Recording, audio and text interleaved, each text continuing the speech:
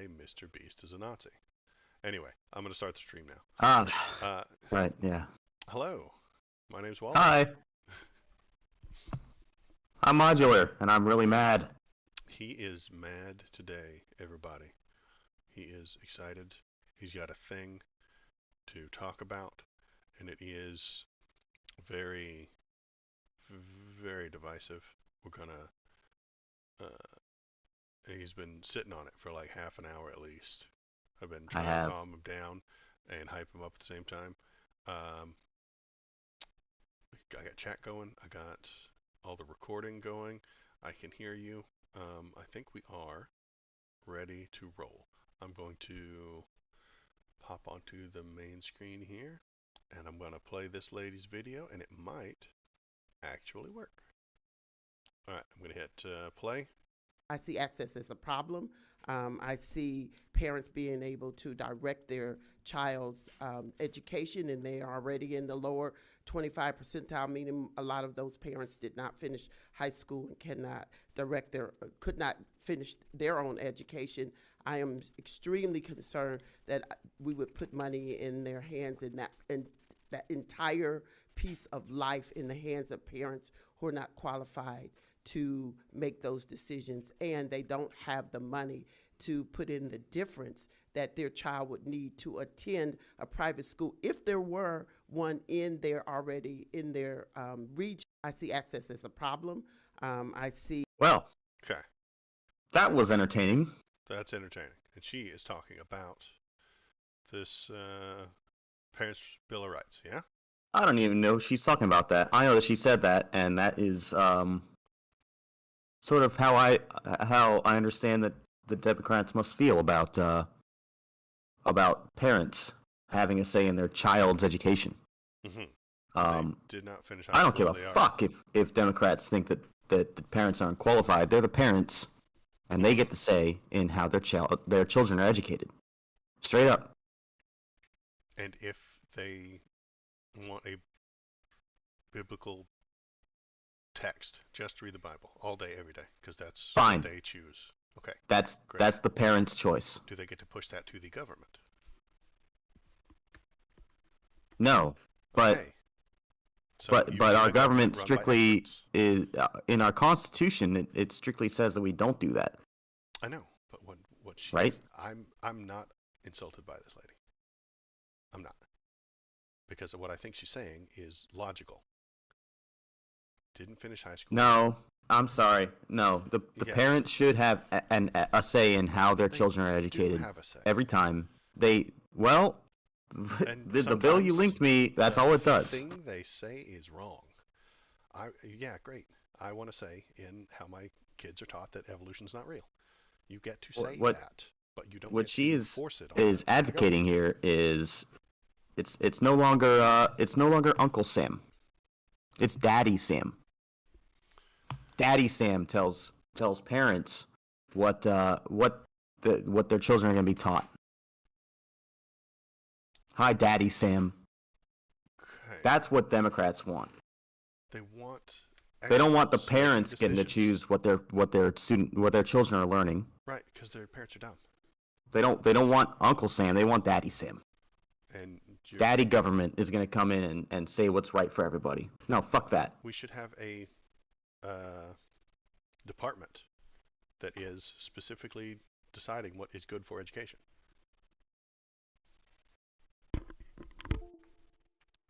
Isn't that a good idea?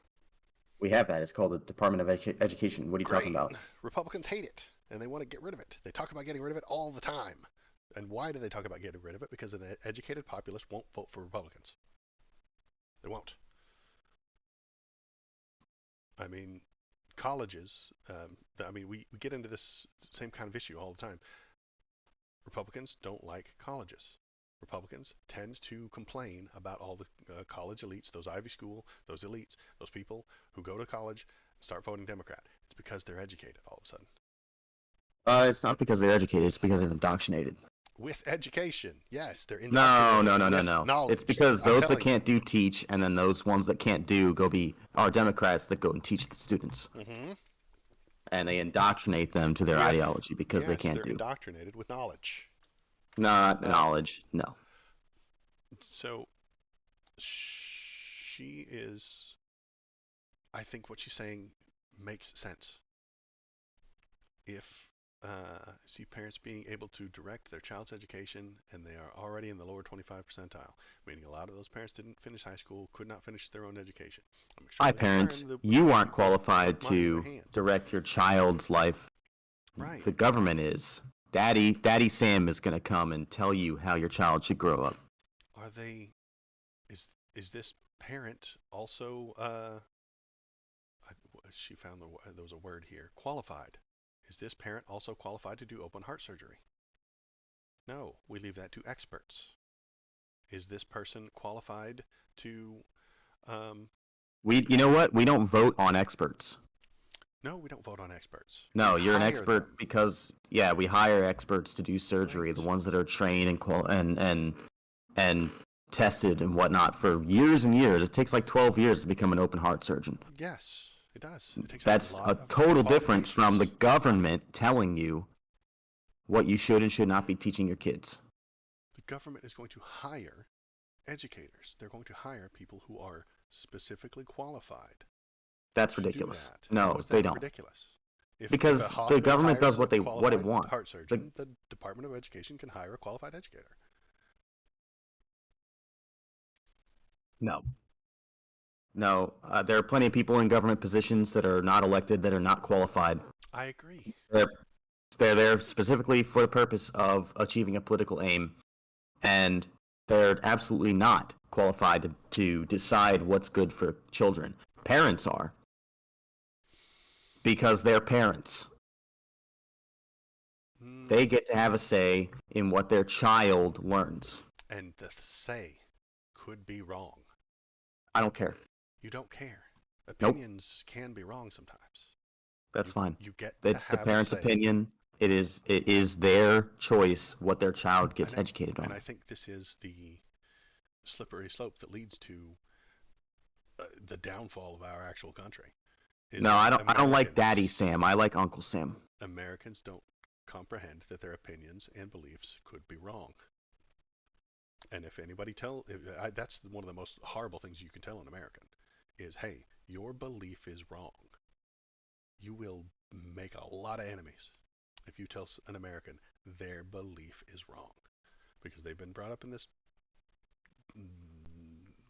uh, not this environment. And Americans have been brought up in an environment where beliefs are the most important thing. And You get into a real slippery, dangerous slope there, though, by doing that, by deciding that the government gets to say what beliefs are right and wrong. Because what if I was in charge and I got to say that all of your beliefs were wrong? You would be allowed to say that, and then we would try and vote for somebody else. That's how the system is supposed to work. That's the thing, though, is that you wouldn't like that, would you? Of course I wouldn't like it, but then I would Well, counter you with facts and logic, and then you would come to me with your facts and logic, and we would discuss it, and we would vote for the people who need to do the things the right way. But having it as you telling me my beliefs are wrong, doesn't offend me. I would just try to understand your point and then try to convince you of mine. Most Americans are going to here's the hear thing, though, words is and be offended to their very core. it's not just that, though. It's, hey, your beliefs are wrong, and we're going to teach your children that your beliefs are wrong. If you believe in creation against your consent. Right, is your belief wrong if you believe in creationism? Yeah, your belief is probably wrong. Great. Then should the school teach evolution? But if you choose to teach your child creationism, go for it. Great. You're allowed to teach them whatever you want in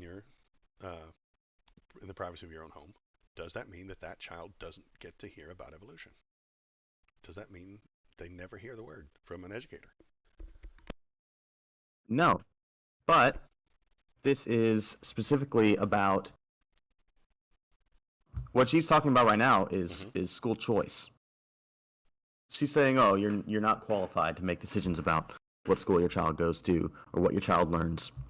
And the overall thing is uh, it seems to me that Democrats don't want parents to have a say in what or how children or on what children are learning or how they're learning it or at what age they're learning it.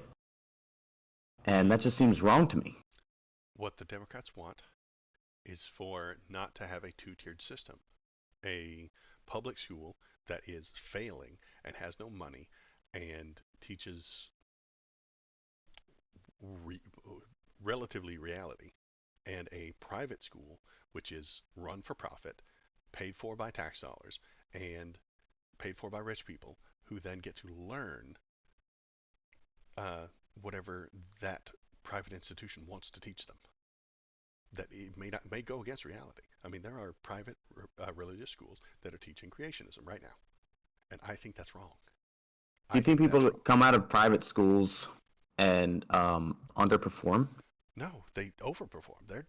The private schools are much better because they are funded by rich people. So the fact that they teach creationism isn't actually having an impact on their performance in society. Society loves creationism. We live in a I Christian think country. it's indifferent. I think that whatever they teach to their kids in terms of evolution or creationism makes no difference. I don't give a fuck Of if course they it does. teach creationism You can't at teach some private creationism school and and at some critical thinking. Catholic school. You can't. You can't have creationism and critical thinking in your brain at the same time. You can't. It's impossible. How do you overperform without critical thinking? One, you're already relatively well off because you went to that private school. Two, Doesn't your matter. parents are relatively well off. Three, you go to a college that is also a Christian college that teaches creationism, and then you It get a still doesn't job, matter. and you're the upper class the entire time. Our The majority of people that make a lot of money end up losing it.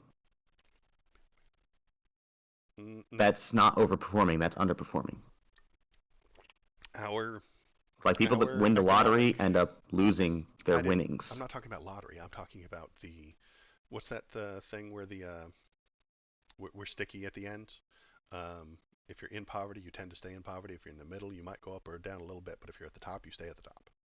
Um, Even if you lose a little bit, you're still in the top. So a person who's going to this private school is in the top already, either because they are middle class and they're taking out loans or something like that. They're paying for their children to go there to have a better life. They're already at the top. The poorest of the poor are going to that public school. The richest are going to private schools. There's no way around that. I mean, that's. Would you say that's a pretty much fact of our country right now? The poorest of the poor go to public schools, and the richest go to private schools. Yeah, I'd say that's fair. Okay, so if that's the case, and the private schools are being funded by these people, why aren't these?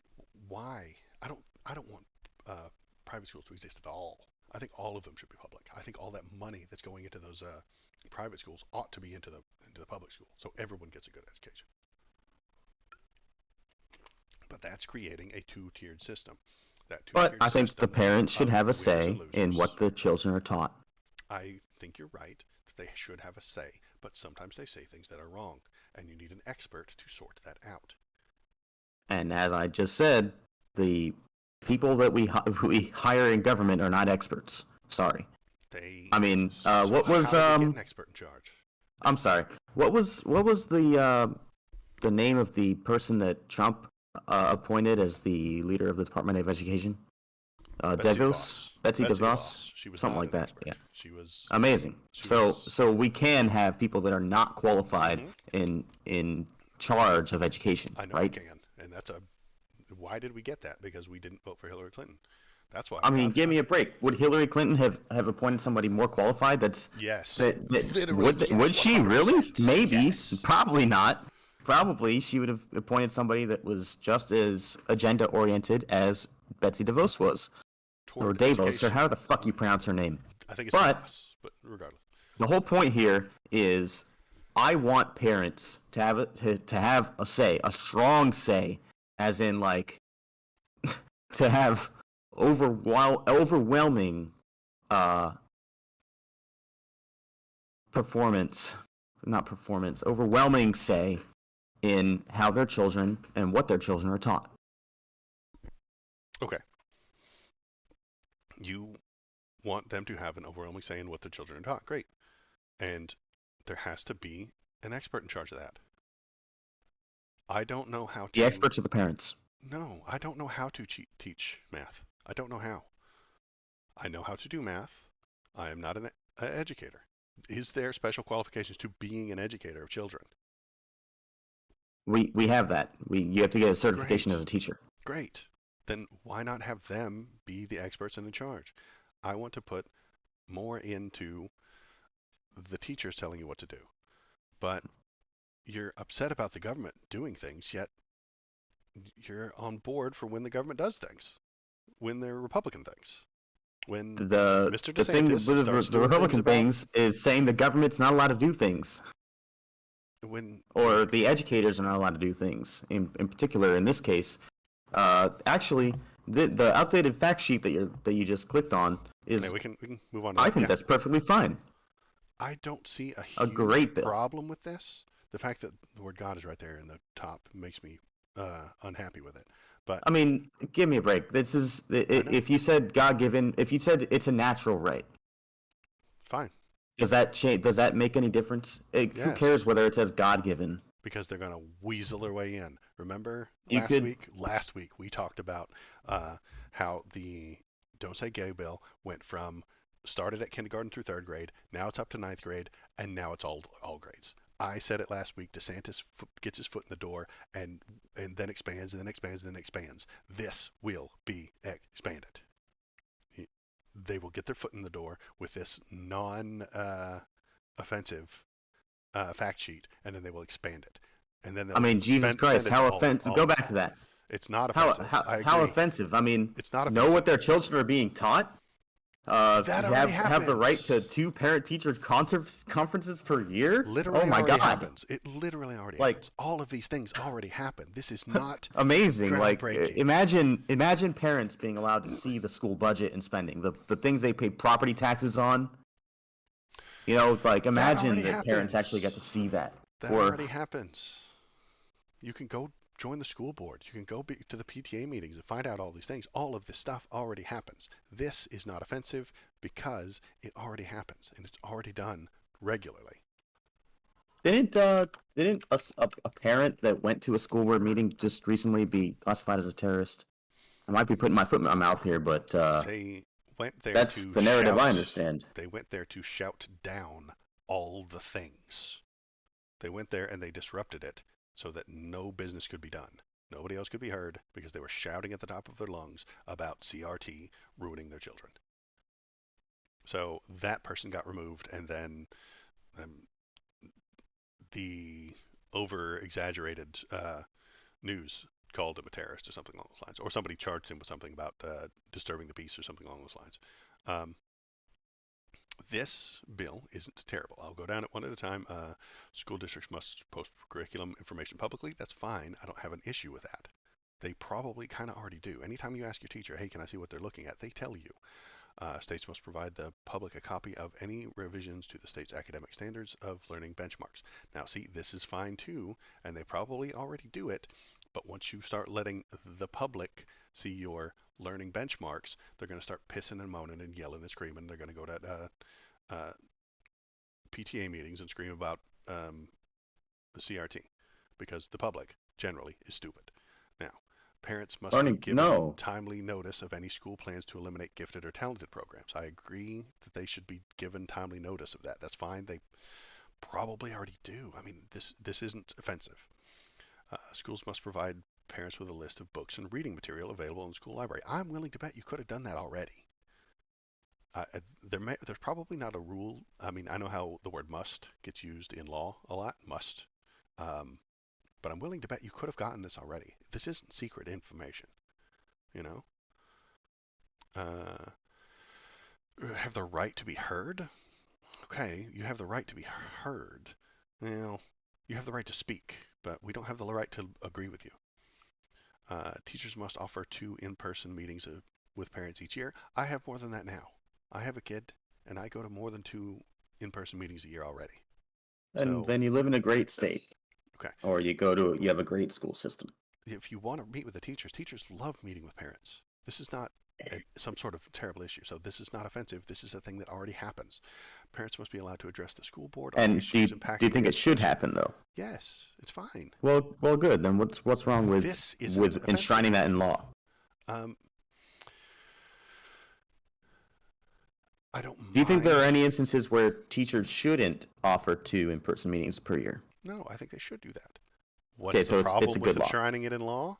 It becomes expanded upon. What's going to happen is they're going to Oh, get their Jesus foot in the Christ, door. the horror. You've They have to expanded it now three offer three. times. They now have to offer 3 in-person meetings per year. What did we talk about last week? We talked about DeSantis expanding it from third grade to ninth grade. And this week, what are we at? All grades. And he's got those people on the college board that are going to control what kids hear about in college. The man owns all of Florida education. This man. And you're complaining about the government being in charge of education when literally the governor of Florida is in charge of their entire education. I don't comprehend how you're getting to this point. I'm upset with the Excuse me, government, but but when the government owns it, no, I'm happy. no. What this is doing is the opposite of what. Well, actually, it's actually in line with what I'm advocating for. Hmm. Is I want the parents to be able to direct education. Now, I don't agree that this law should be expanded to all ages. I don't think it should be expanded to high school.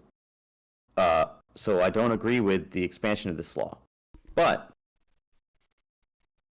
this is specifically restricting the things that the public education system is allowed to teach, as opposed to uh, putting forth what it is that they should be teaching. There's a difference there.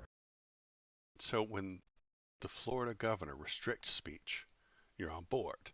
But when Speak. this Whoa, whoa, one, whoa, whoa, whoa, whoa. he's Restrict. restricting No, what no, they no, can no, no, say. no. He's doing Restrict that. speech. That's not what it is. It's not speech. It's what your children are taught in the public education system.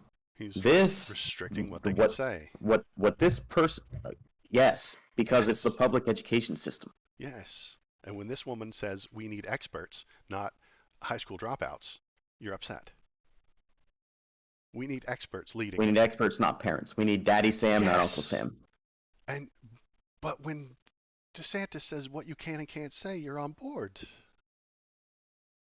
You don't see the When two we connecting. You teach, don't see the two being similar. no, I see these things as being opposed to one another.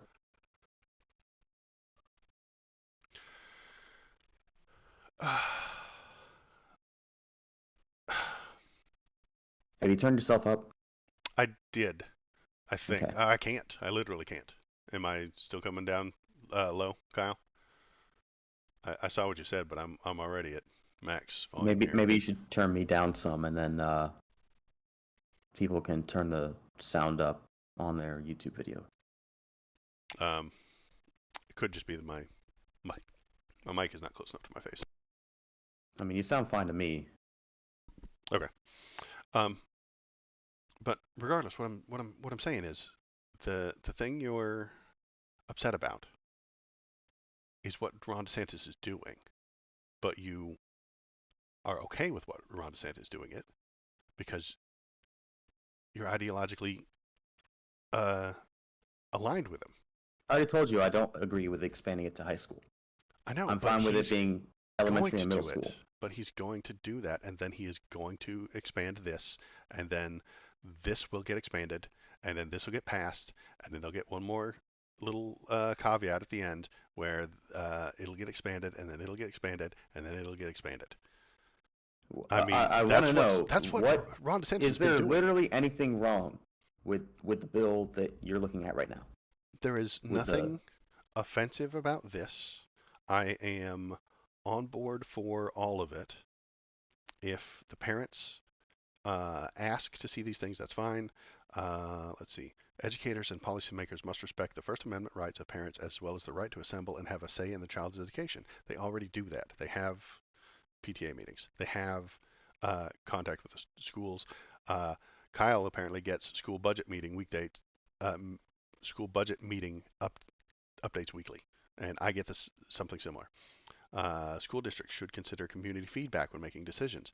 They can considering community feedback and then saying no, thank you. That's dumb. No, we don't want that. We'll be protested. Community feedback doesn't mean we do what you tell us to.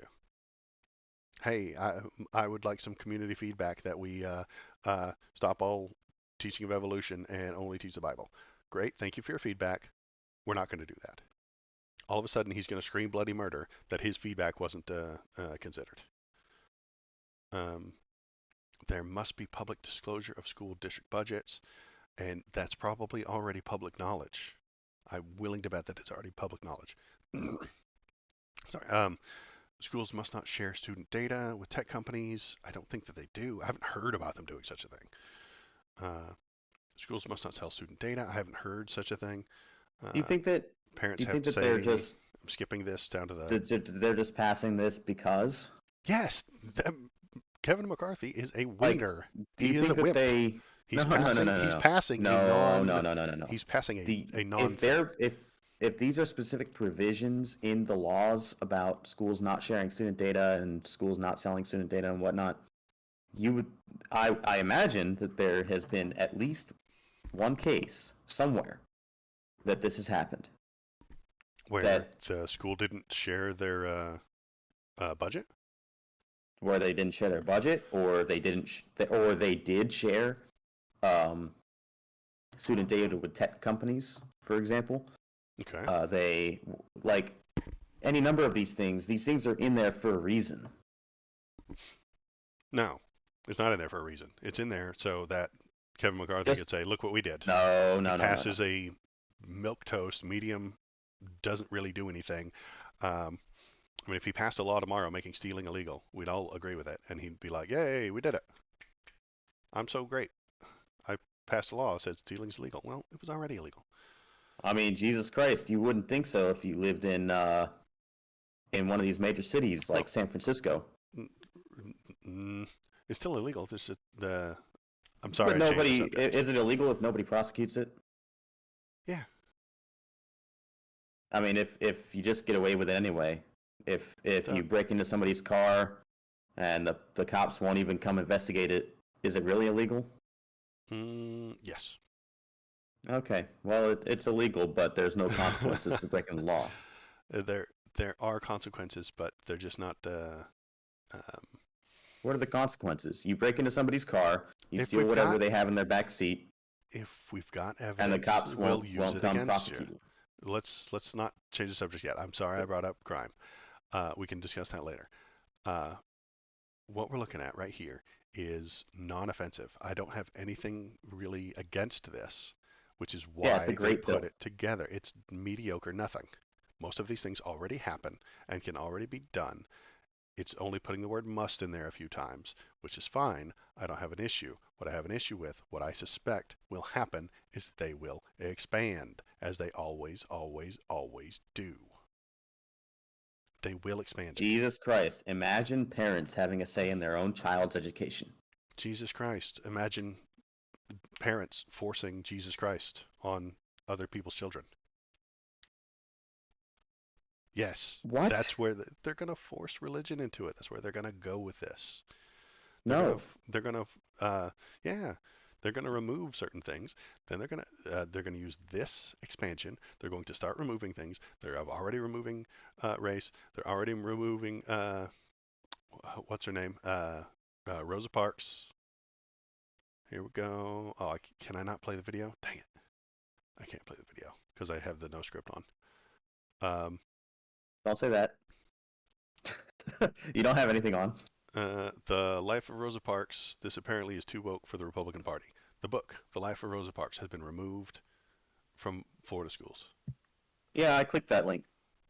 Great. And there's an update on it. Since PEN America published this list of book bans in Duval County, Florida in December, we have received additional conflicting information on the precise nature of when, why, and for how long books from the Essential Voices collection were kept off classroom shelves in 2022. So the article that's being linked there, the hyperlink that you just highlighted, is saying that Actually, hold on. We've received conflicting information at the very top of the article. Oh, not that one. Where the fuck is it then? 176 titles banned. That one. Mm-hmm. First set of text on there is, hold on a second, we got some things wrong. What did they get wrong? Did they not remove it from the library? What they got wrong was when, why, and how, and for how long books were removed. Were they removed? So, how long were they removed for? Is The Life of Rosa Parks Any still at all banned? is wrong. Any. What? Limiting the information of these children is absolutely unacceptable. No, it's not. Yes, it No, is. and for example, should we have 50 Shades of Grey on a third grade student's shelf? No. Well, then you believe in limiting books? What's wrong with you? I believe in limiting books properly.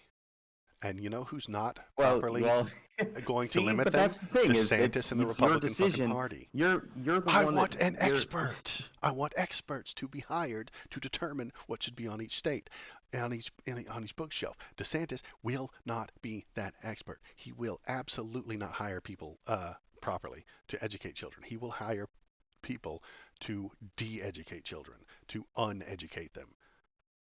He is Here's the thing though, is anti-education. that there's somebody that has to select the expert, Yes, right? and that has to That be the government. and no, Yes.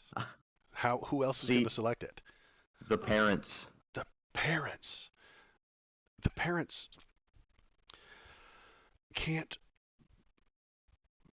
be trusted. But they're hiring. They're okay. The parents can't come to a decision because they are always going to be conflicted with each other. The parents have to elect someone. That election person would hire the person who's doing the best, which is what's happening in Florida right now. They elected Ron DeSantis. Ron DeSantis is hiring the people he wants. He's putting he's putting laws in place. He's going to put people on school boards. He's already put those people on the college boards, right? The college boards that took away all the critical race theory and stuff like that are appointed by the governor. That will trickle down to the local level in the high schools and stuff like that. And this law will dictate who gets hired and who doesn't and what goes on the bookshelves. Okay, They've so your done problem that is thing. not with what Ron DeSantis is doing. Your problem is that or excuse me, your problem is not that the government is deciding what gets taught. You just don't like what DeSantis is deciding gets taught. Right. Republicans are awful. Ron DeSantis is doing things to harm those children. He is doing things to uneducate them so that they will grow up to believe his lies. I'm going 100% on this. He is a Republican. He wants more Republican voters, and he wants blue voters to leave his state. So he is making the laws the way he wants so that blue people will want to leave or live in a closet and hide who they are. And the schools will indoctrinate children into right-wing beliefs and right-wing thought processes so that they will continue to vote for him and give him power. Daddy Sam gets to decide what your Daddy children are Santis. taught, Yeah, Daddy Santis. and no, Daddy Sam.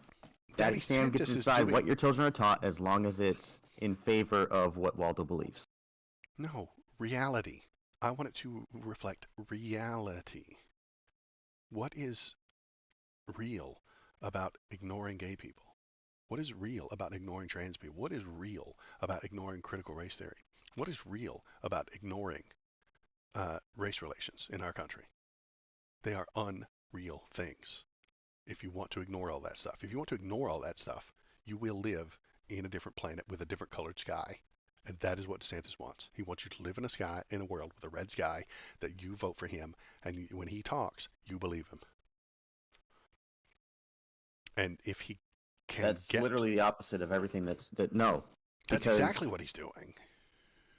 that's He not is at all Daddy what he's doing. DeSantis. You're complaining about Daddy government, but you're all on board for Daddy DeSantis.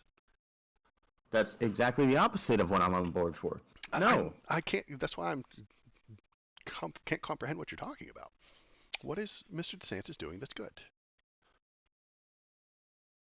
I didn't say that this was good, but what's happening here is it is not an expansion of power of the government.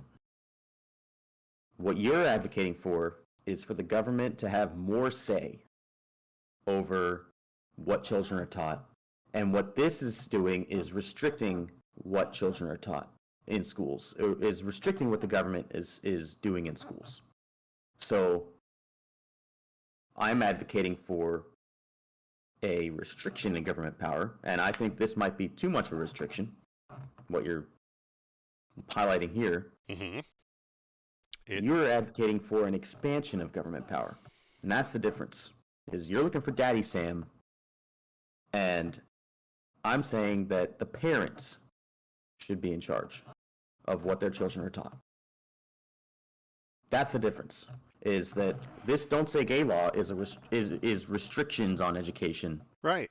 I think whereas it's bad. you want to increase and in fact, beyond even increasing, you advocated last week for hiding what we're teaching from Hiding parents. what we're teaching from parents. No, I didn't say what they're teaching. I'd say if if yeah, if the parents are going to abuse their child because they learned about evolution, then don't tell the parents that you're learning about evolution. If if a There's literally teacher, that doesn't happen. I know it doesn't happen, but it does happen with trans and gay stuff. So that's why we talked about it last week. So if a teacher,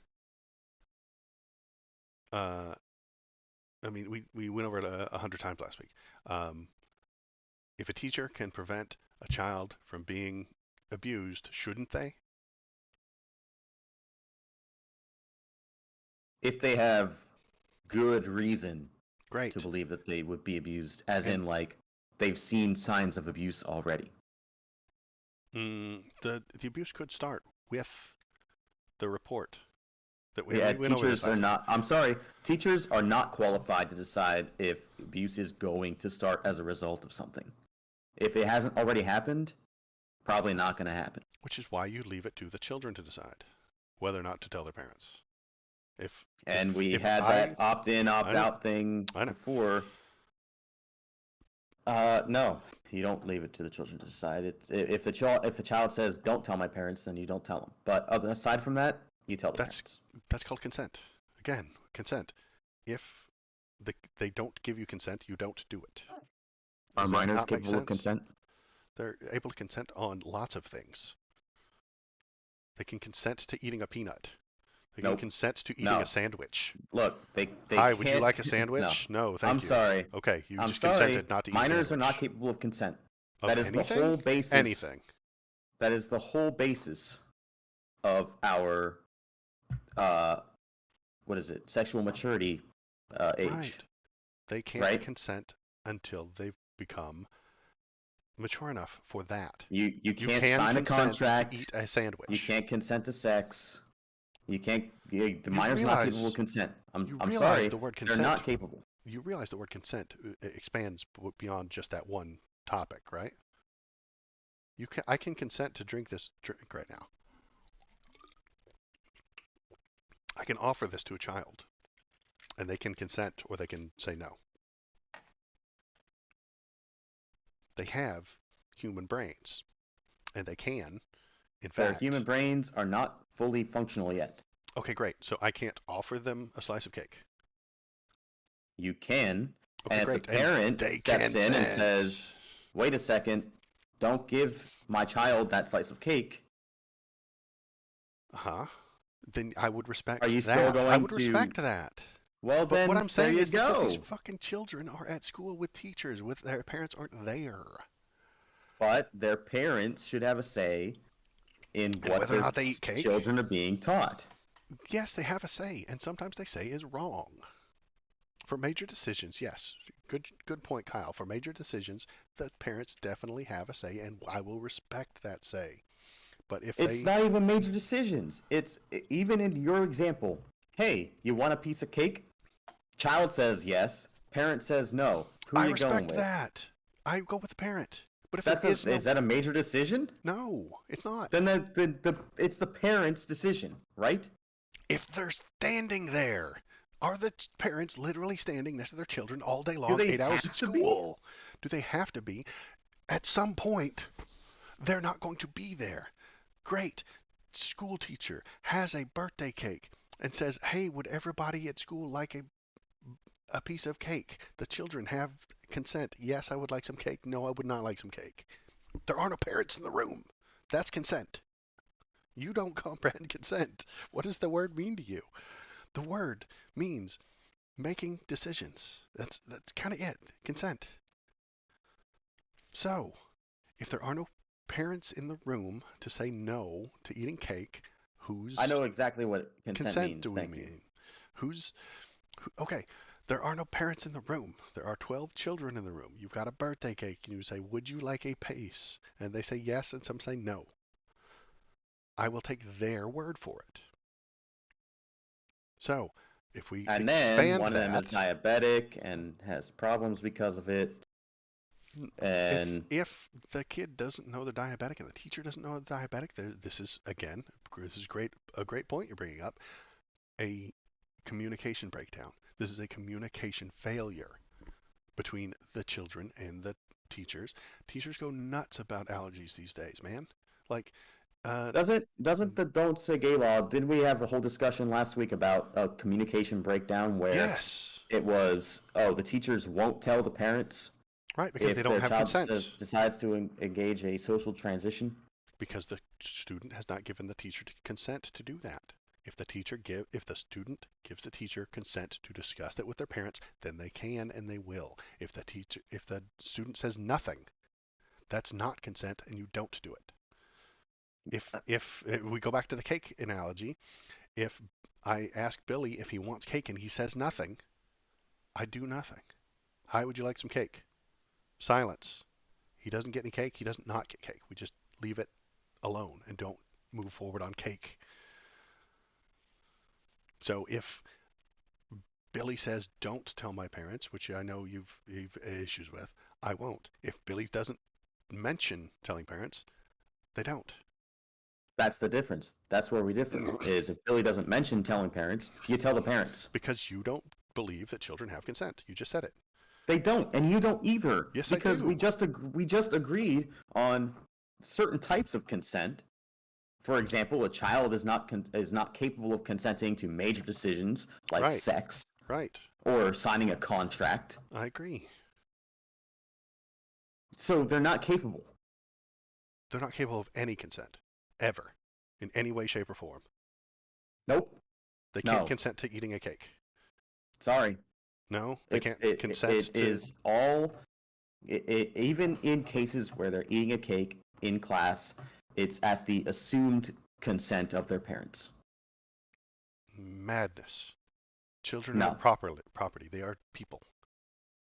Well, They're much like property, children are not capable of consent. much like property. They're not capable of consent. You, that's insane. I don't even know how to discuss that. We've already Children discussed it. are people. They're not capable. Do they have First Amendment rights? What Do they? can they say what they want? Can they Can the government punish publish them what for they the things want? that they say? Can they be punished for things that they say? No. Okay, great. So they have some rights. Do they have a Fourth Amendment right? What about the 10th? Fourth Amendment is the one for seizure, right? Searches and Search and seizures, seizure. right? Do they have a Fourth Amendment right? Nope. No, they Parents don't. do. The parents have rights over what you can and can't do with children. And which one's the 10th? Is that I'm just making shit up. I'm just excessive bail. amazing? Do they have do the 10th children Amendment? have the right to have low bail? Probably, yeah. Cruel and unusual punishment. Are we allowed to give cruel and unusual punishment to children? Well, no. No. Okay, great. Because they have 10th Amendment rights, or just because you don't want them to? Oh, because I don't want them to. Okay. Because parents decide what the appropriate punishment would be. Cruel and unusual would, I as don't. absolutely. Now, there are cases where child abuse happens, Huh? where we should be restricting that, but the public education system should not be inflicting cruel and unusual punishment. Okay. I would. I'm gonna. I don't know. I guess I'm blowing your mind here, but suggesting that children also have the entire Bill of Rights, 100%, all of it, because they're people. They have the First Amendment. They have the Fifth Amendment. They have all the amendments, all of them, because they are people. No. No. Uh, Okay. You're blowing my mind right now. I don't know. Okay.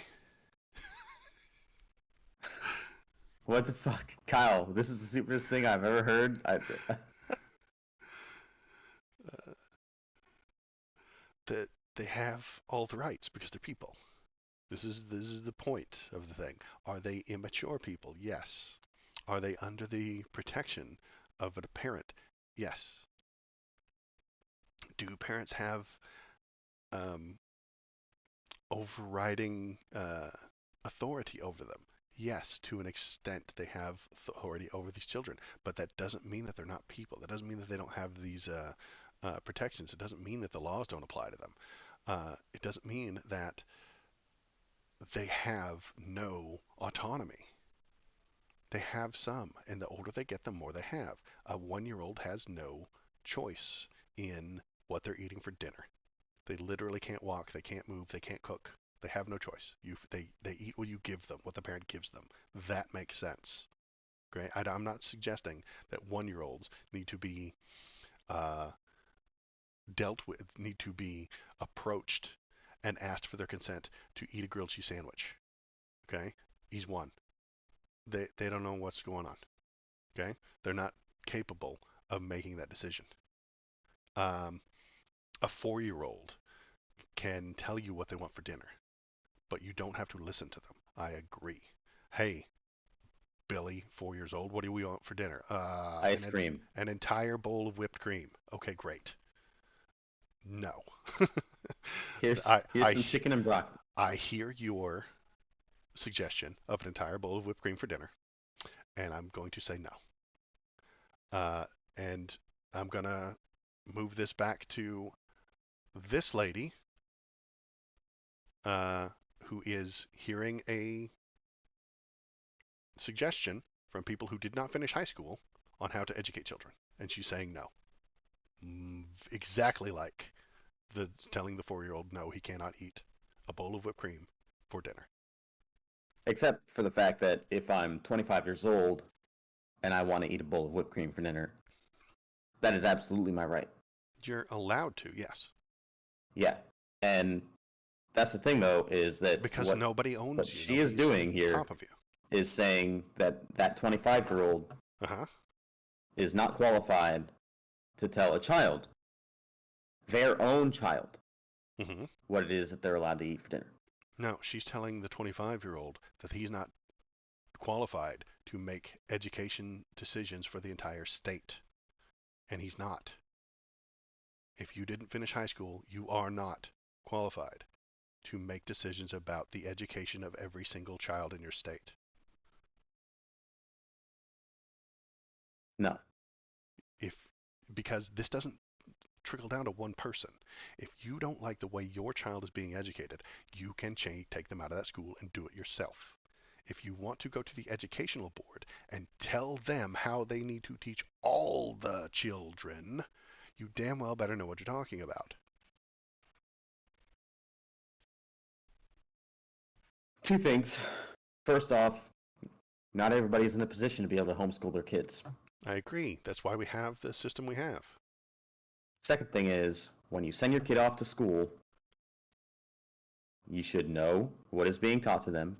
You should be able to consent or not consent to what they're being taught. If you don't have the opportunity to teach the kid yourself, Mm-hmm. or to send them to private school, Mm-hmm. your only option, aside from not sending them to school, which is against the law, Mm-hmm. is to send them to public education. Mm-hmm. You should have the right to know and to have a say in what it is that your children are taught in that public education that they're required to go to. I agree with that part. I'm with you so far. Even if you're not qualified. Even if you're not But, qualified, you're allowed to know. but Yes. you're a parent. You're a parent. You're allowed to know, and you're allowed to know what they're being taught. But you're not qualified to change what they're being taught because you are not qualified. The You're parents you're should allowed be to able to know. choose what it is that they're taught. No, Yes. no. If you want to choose what they're being taught specifically, then you do it yourself, or you take them to the school that the private school that is going to teach it that way. There's and even then, I think you're harming your child somewhat. If they if there were a non-factual school uh, that were teaching Narnia as if it were fact, I would maybe even suggest that's a harm to the children. Um, You understand that what you're considering as facts. We talked before about how people live in different realities. hmm And that's an issue. You would consider that a harm, but somebody that believes Narnia wouldn't. Right, because their belief is wrong.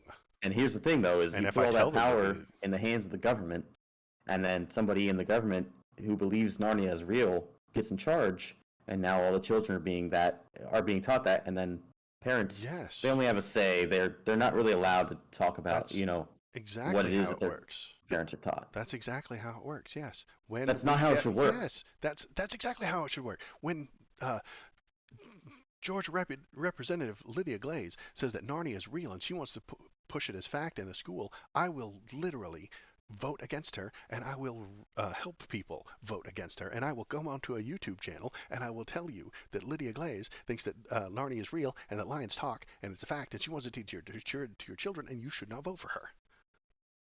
That's how the system works. That's the only way the system can work. And I get a say. Like Kyle's saying, you do have a say, but it's only a say. I get to say that Narnia is not real on stream. I get to say that the government pushing Narnia as literal fact is wrong and we should not accept it. And I get to say, here's the representative who's running against her. And I get to say that you should vote for this other person because they will teach actual reality instead of Narnia reality. And then the people of that district get to then show up at these things, and if they're reasonably civil, they get to tell these people, here's what's real, here's what's not real, here's what I want taught. And that's what's happening now, and they're just being shut down because they're wrong. If there's somebody standing in a PTA meeting screaming bloody murder about how the Bible is real and evolution is wrong, they get to say that as long as they're relatively civil. But then we get to say, no, we don't think that what you've said is correct. We're not going to teach it. Mm. So, if the people are elected, Uh-huh. or if someone's elected, and they make choices about what's being taught in education, then you would expect that if they make wrong choices, they would be voted out. Hopefully, yes. Oh, Assuming. well, great. Then our system's working perfectly because Yes, it is. Ron DeSantis was elected. I'm calling him. Yes, he was elected, and he gets to do these things. And I'm using my say to say that he is expanding fascism, and I get to say that he is pushing bad ideas. That the system, we're a part of it, and I'm working in it. Yes. He's allowed to do these things. These aren't illegal things that he's doing. I just think that they're immoral and wrong and bad and will lead to bad outcomes. And so I'm telling you, I think this is the wrong way to go. I do think that expanding it to high school is probably a bad idea because at some point, people do have to have the talk, and there are parents that don't have the talk. with their kids. Mhm. Um, high school, I would say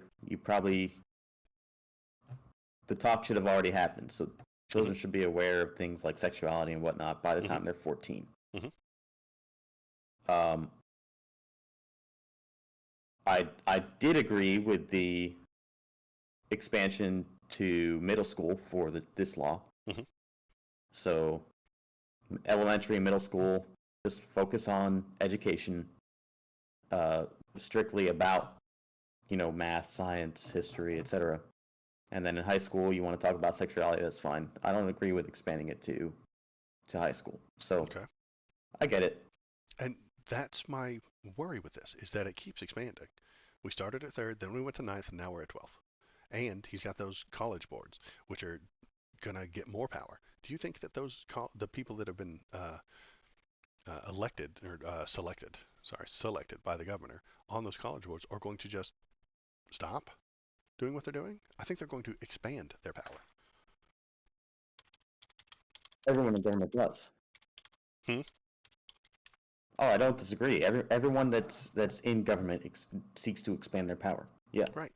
And he's already doing bad things that I think are bad, and he's expanding. Uh, they're abolishing a diversity office. You think they're going to stop there? No. This board is going to continue, and it's going to. What's the diversity office doing? I don't know, but they got Well, rid then of it who cares whether it's abolished or not? because next they Is it a came, waste of money? boss. They came for the diversity office, and I said nothing because I wasn't in the diversity office, Man, and they it came will for the expand. who gives a fuck office, and I did nothing because they came for the who gives a fuck office. Right, and then they'll come for your office, and no one will help you. Yeah, but my office does something. Well, no, it doesn't matter. What Nobody's here to what the protect fuck you does the diversity office do? I'm asking you, and you don't know. because it doesn't matter what the diversity office does. The point I'm trying to It does it matter doesn't matter. because there's money being spent on it. It doesn't matter towards my point. The point that they will get rid of these things, and then no one will stand against them.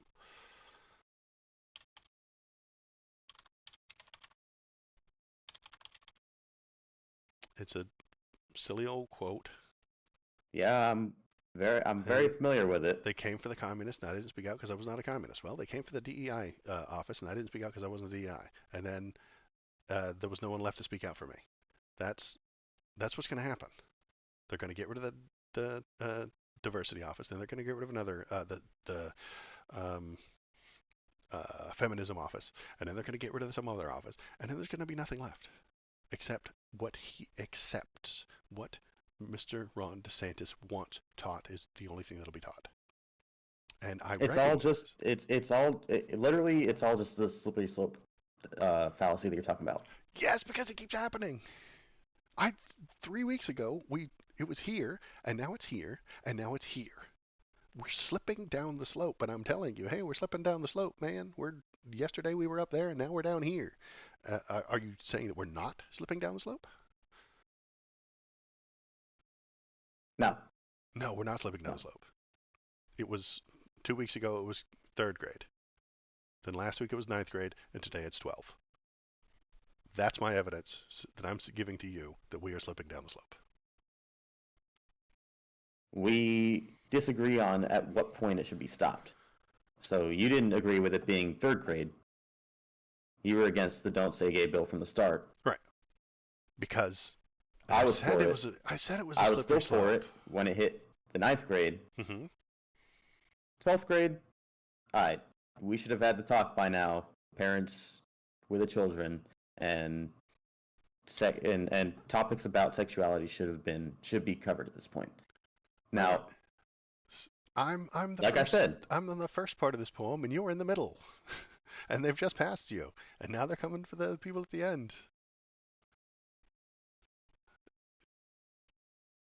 I was at the beginning of that poem, and they got rid of me. Now you're in the middle, and you're on the chopping block, and you're about to be gone, and they're going to be past you. It's it's a slippery slope. mm, I recognize that if I had no evidence and no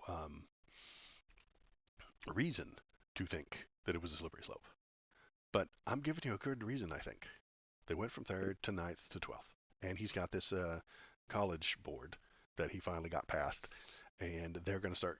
They're not going to I stop think at the the difference in the diversity office. poem from this is that it implies that the writer doesn't agree with the communists and doesn't agree with the socialists.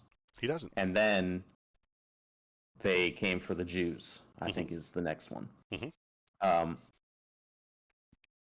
so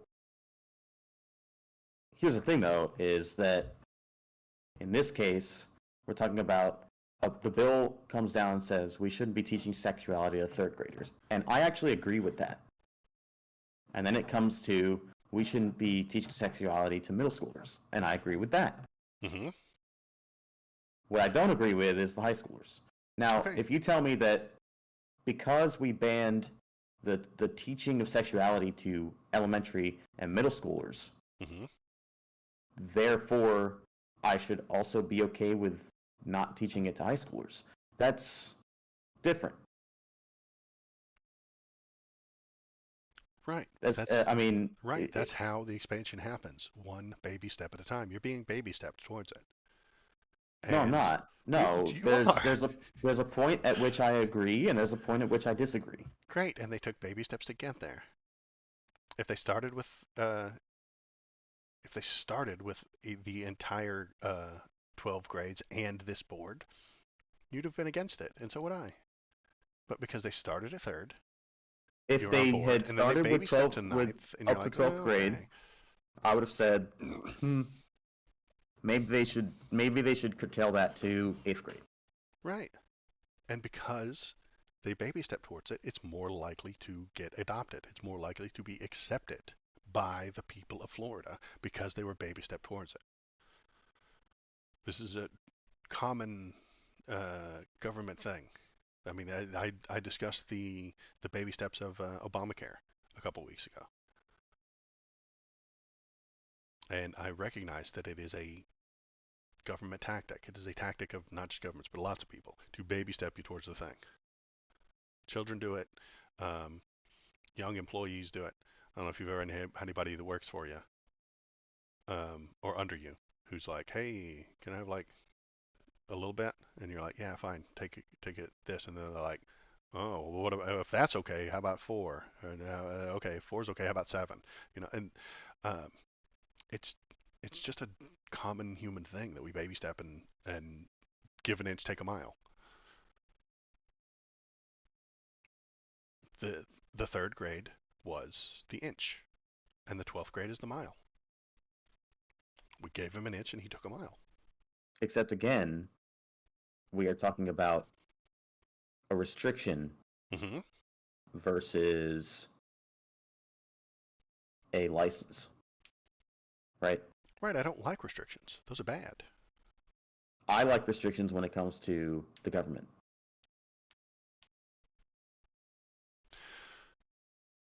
I like restrictions when it comes to government. So I don't. Okay. So this is an okay bill. The don't say gay stuff is okay because it restricts what can be taught, and that makes it okay to you. Uh, it doesn't make it okay because I don't agree with the end result, but it does restrict and it doesn't expand. So, on that principle, yeah, it's fine, but I also can disagree with what it is the government is doing. So, there's some nuance to this. Uh huh. It's not all about expanding or restricting, but in terms of that paradigm, yeah, this bill's fine. Okay. In terms of where I think education should be going, Uh huh. I don't agree with expanding the "Don't Say Gay" law to high schools. Okay. Great. We'll um. Does that make sense? Like, I get what you're saying, but I think it's entirely backward. What happens? Let's say it's just the third grade.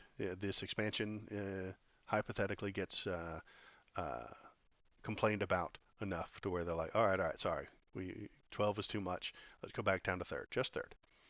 Um, what happens if you break the don't say gay law? The state punishes people. If the state can punish you, that is an increase in government power. Whoa, hold on. It punishes people Yes. who are employees of the state. Yes. Where it could not before. Could it punish them for this stuff before? No. Can it now? Yes. It's an The increase in state people power. that are employees of the state are subject to the rules of the state. Yes. Yes. And if this is the new rule, If you are an employee of the state, yes, you have uh-huh, to follow the rules. great. And they have invented a new rule, which is right here. We're looking at it. This is the new rule, Okay. and it limits what you can say. Uh-huh. That makes it an expansion of state power, meaning we need a bigger government. This is an increase in government size, not a decrease. This increases government. No, this is a decrease in government influence. Madness. No, this is an increase in government influence. No, it's not. They've told you what you cannot say, and if you say it, you will be harmed. If you will are a be state worker. punished by the law. Yes. No, yes. they've restricted what a state worker can say. And if they say it, what happens if they say it anyway? The state punishes them. That is an increase in The state punishes power. the state. Yes, the state punishes that state worker. If you say things that Now you're you're not supposed blowing to say, my mind. the Because state punishes if the you state work worker. for the state and you Yes. do something the state doesn't like, Yes, the state punishes you. the state punishes you. Yes. That is An increase in the state's power. no. That is Yes. literally how everything works. I know. Anything it's works. how It everything doesn't even have works. to be the state. I know it's how everything If works. you are Kellogg and Uh-huh. one of your workers says that Kellogg's cereal sucks and you Uh-huh. fire them, Uh-huh. They have power over you. Kellogg's has power over that person. do you think that the state should not have power over public workers? I think it has power over workers. Yes, it does have power over them. This increases the power you have. This increases the power the state has. And the state should have power over public workers. They signed up Yes, to it work should. for the state. So you agree with me that it is a increase in government. It's not an increase in government. The is. public workers are part of the government. Yes. And A now restriction on a part of the government, punishing people for overstepping their bounds in their capacity as a part of the government, is not an increase of government. how do they get punished? By the government, which means they Oh my need God, to dude. now The watch government these is people being and punished say them. by the government. Amazing. Yes. It's a Great. restriction. It's an increase in government. I don't understand how you're not understanding this. I don't understand how you're not understanding it. This increases the government. And No, it doesn't. yes, it does. Literally. No, it doesn't. Okay, great. The law passes, even if it's at third or ninth grade, regardless. The law passes. Somebody says something anyway. What happens? Walk me through the steps. A teacher says, "I have a gay husband." What happens? Nothing. Worst case scenario, nothing. Nothing happens. But it's against the law. He's not allowed to say it. The state worker has impugned the what's the actual word for it? We're not going to call it that. We're going to call it the Parents' Rights Act, Parental Rights in Education Act. Okay, great. A teacher has done something to impugn the Parental Rights in Education Act. What happens? If it's egregious enough, Uh-huh. a lawsuit. A lawsuit. Okay. And they're found guilty. They did the thing that was against the Parental Rights in Education Act. So you broke the law. Okay, great. What happens? After that, you broke the law, so you're subject to penalty. Whatever the law says, you're Right. going to be penalized. And who does that penalty? The state, the government, the courts, which is a part of the government. And you're saying this isn't the government increase isn't this in government. nebulous entity. Right. It's made up of people who are going to be looking for this. They're going to have to put somebody in charge of determining these things. They're going to have to put this stuff into law, and then the judges are going to have to determine what happens when these laws are infracted, I guess. Yeah, there's and an that's infraction what the of judges law. are for. Great. We get the judges. They're appointed. They're supposed to be impartial. Uh-huh. Like They interpret the laws. They enforce the laws. That's the whole point of Great. the judicial branch of the government. Great. And what they did to break this law was not illegal a year ago. Right? So hypothetically, what they did to infract on the Parental Rights in Education Act is illegal, and they've broken the law. But a year ago, it wasn't. If you make a new law Uh-huh. and things that, if it wasn't illegal last year to steal, and now it is, Uh-huh. and you make that law, Uh-huh. do you think it's wrong that we should enforce the law against stealing? I'm not saying it's right or wrong. I'm saying it's an increase in government. This is an increase in government. If I make a law Uh-huh. that says that government workers are not allowed to steal from the government, Okay. is that an increase in government? Yes. What the Because fuck? now it has to be enforced. Now it has to go to a judge. Now it has to have lawyers involved. Now the judges have to come up with sentencing guidelines. Now the government has to make sure that it's carried out at the end.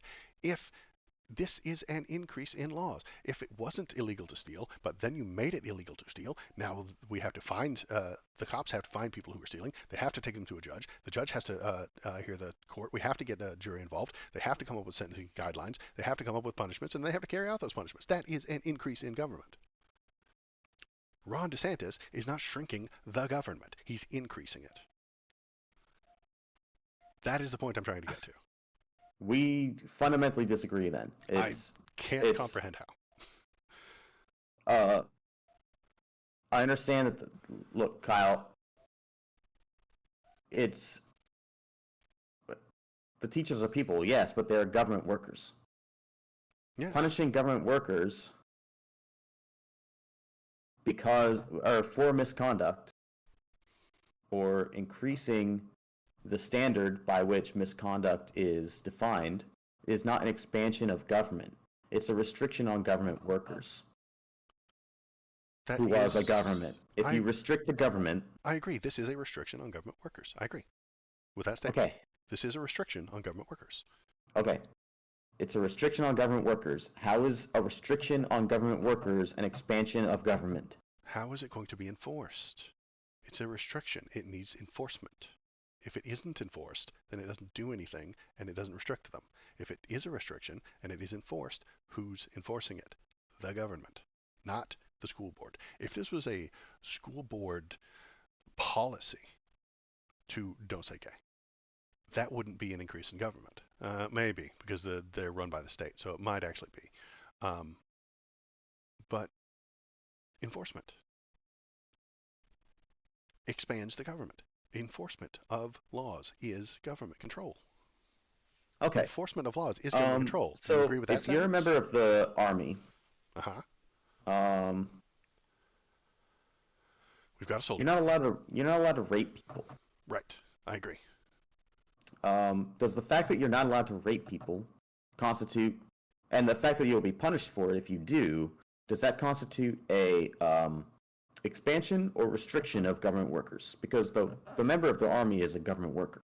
Right. It is. If it's enforced, if that law, that rule is enforced, it needs to be enforced by police, judicial systems, and the penal system. So it expands upon the government because you have to hire a cop, you have to hire a judge, you have to pay the jurors, and you have to pay to put them in prison. This is an expansion of government. Would you say that this is a good expansion of the government? Yes. Okay. The because it restricts is an expansion of government. Because it restricts the ability of a government employee, right, to do something, right? Right. I don't run an entire. Okay. So we agree that restricting the ability of a government employee to do something is a good idea. Sometimes, yes. Depends on what it is. And what you're disagreeing with me on is what it is that we're restricting. I'm disagreeing with you specifically on this case about what they are restricting. 1, 2, I'm saying that old meatball Ron here is not small government. Republicans never are, and they never have been, small government. I was looking for his photo, but I can't find him. They're not small government. They never have been. They increase the size of government when they want to so that they get more control, which is why I don't trust them. They say, we're small government, small government, small government. Then they increase it every single time. This is not small government. This is an expansion to government. But he's going to say he's a small government Republican, and he's going to lie right to our faces. He's going to lie right to the people of Florida. He's going to look at them in the eye and say, I shrank government, when in fact he increased it.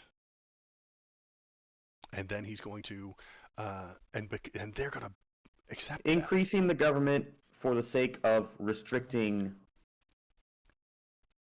the government workers' reach. Right. And they're going to accept it. They're going to say, yes, That is good job, buddy. They're going to say I don't yes view that to as an increase of government, though. This is a law. This isn't a school board policy. Uh-huh. It's a law.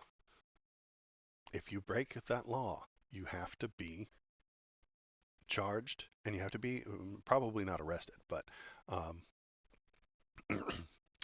don't think they're going to roll up with the cops and handcuffs and guns to arrest anybody for this law. I suspect it will be all civil type stuff, where you're given a court summons and showed up to a court. But that summons, who's paying for that court summons? The government. Who's showing up to the court? Judges.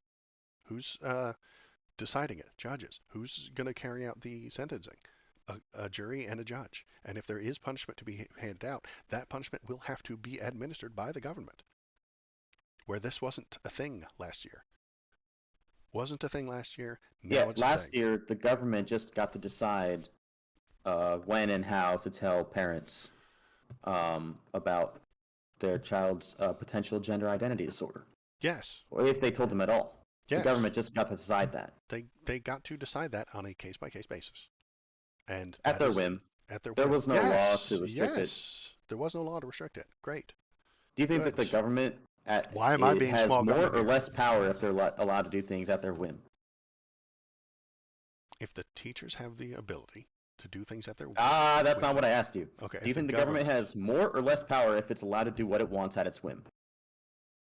It depends on what it is, I suppose. If they're allowed to. Do you know the answer is more? No. If it can do what it wants at its whim, the answer is that it has more power. Yes? I don't. If I can do whatever I want at my whim, you have more power. Sure. I have more power. I have less power if someone says you can't do that at whim. Right? Wait, okay, we've swapped power for size. Whoa. Yes. They're the same thing. No, I was saying this is an increase to the size of government. You're suggesting that this is a decrease of government power. And wait. I can't so agree with that. We were talking about a different thing entirely then, because the whole time you're talking about size, I'm talking about power. Okay, great. So that's why you weren't understanding me. I was this talking about size. This is a restriction of power. This is a restriction of power. No, I don't even think it is. I think this is an exercise of power. This is it's a restriction on power. No, it's the government. It's Mr. DeSantis taking power. He has the power to expand this to all the grades. He has the power to say what you can and cannot say. He has the power to use the law to punish you if you do not agree with him. He has the power to expand a restriction on power. Yes. And that power is knowledge. That power that he is restricting is intelligent thought. He is expanding and he is restricting knowledge. He is restricting intelligent thought. He is restricting knowledge and punishing people with the law. He is the most power-hungry thing I've ever seen. He is increasing his own power. You're talking substantially. About a whole different subject now. Well, because I'm talking about government power. Government power, yes. He has lots of it, and he is using it to harm the people he does not like. He's using it to push his agenda. But because he has couched it behind the idea of saving children and protecting kids, it's acceptable to a lot of people.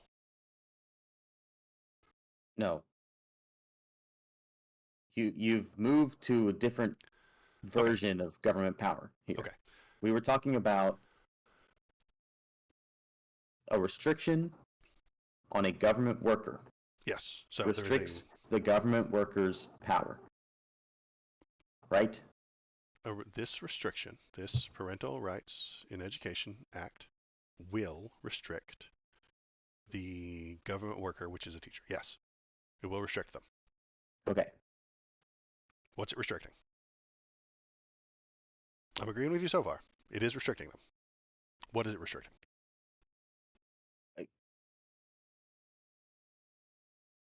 That's all that I needed. That's all you need is to restrict government workers?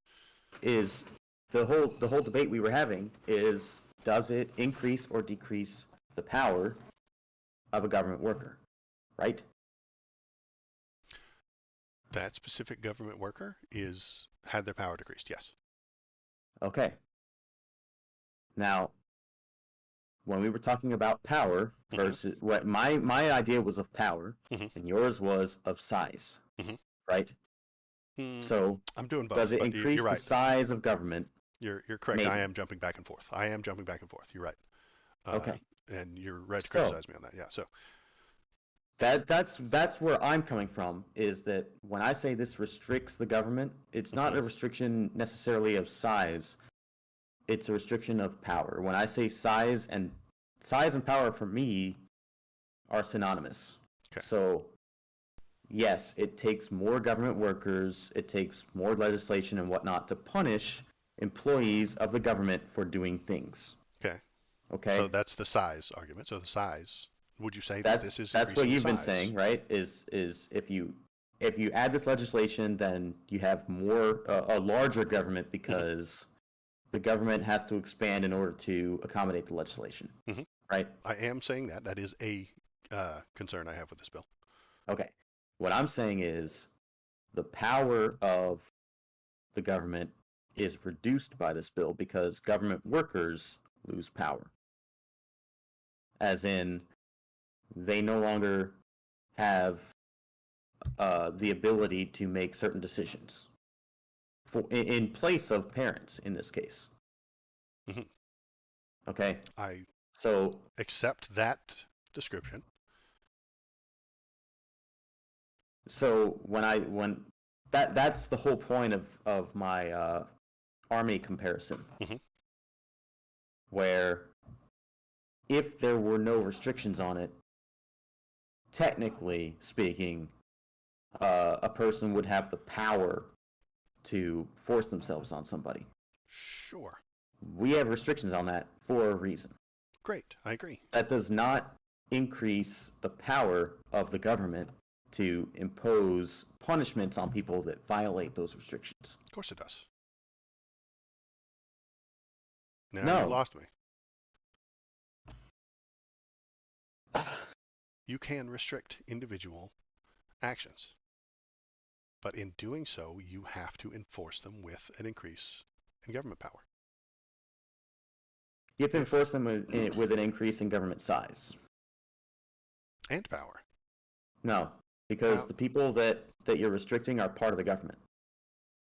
It's necessarily an increase in power on one hand and a decrease on the other. So it balances out, I would say, if you're thinking of it that way.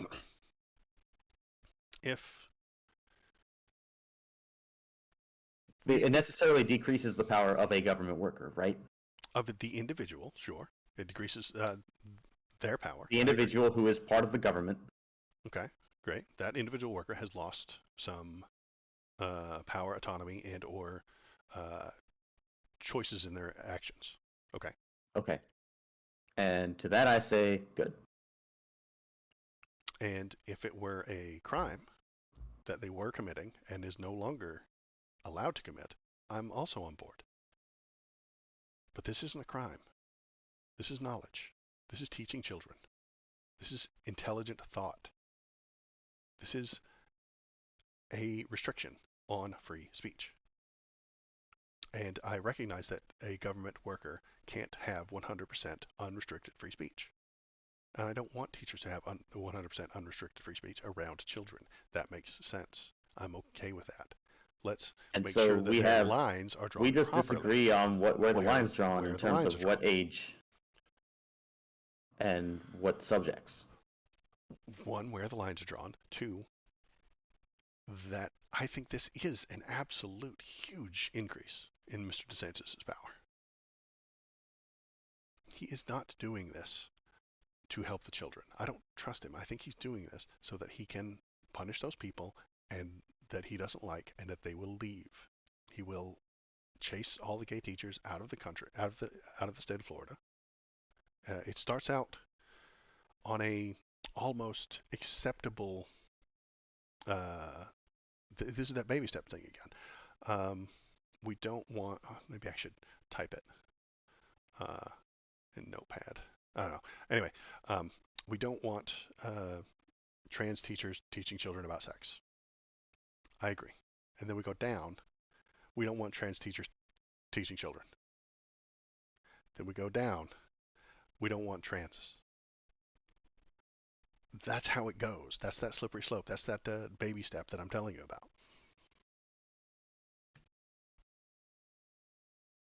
Well, again, there's a point where there's the agreement, and then it goes a little too far. And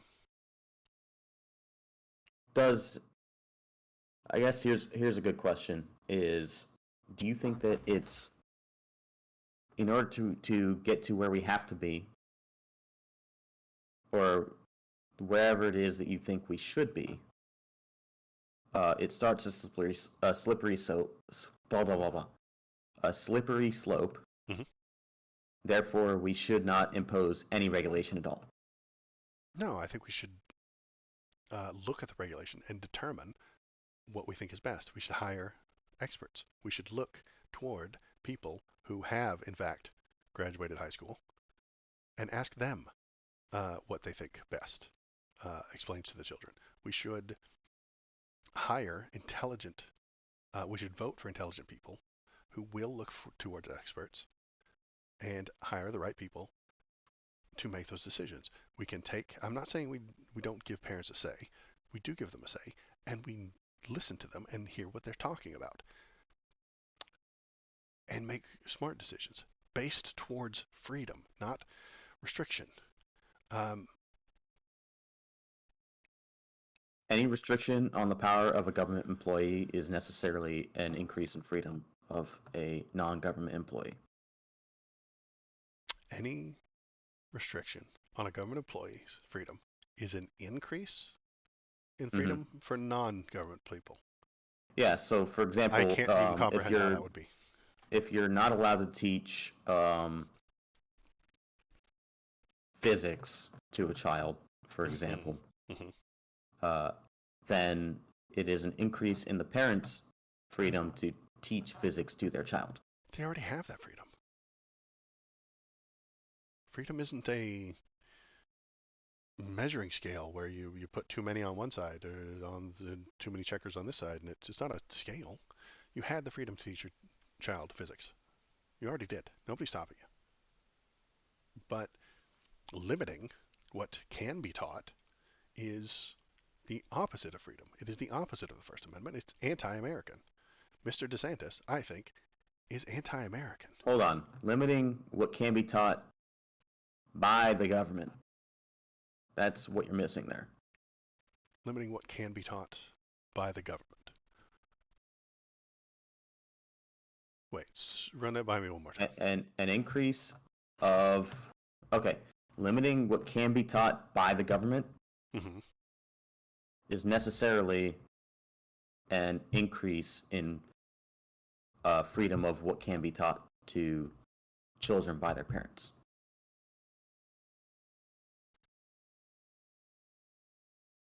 I'm not even sure how you get to that point. Parents have freedom to teach their children whatever they want. What has that got to do with the limiting of what the teachers can and can't say? If a teacher says gay, then the parents can't teach not gay? I don't know how you're getting to this point.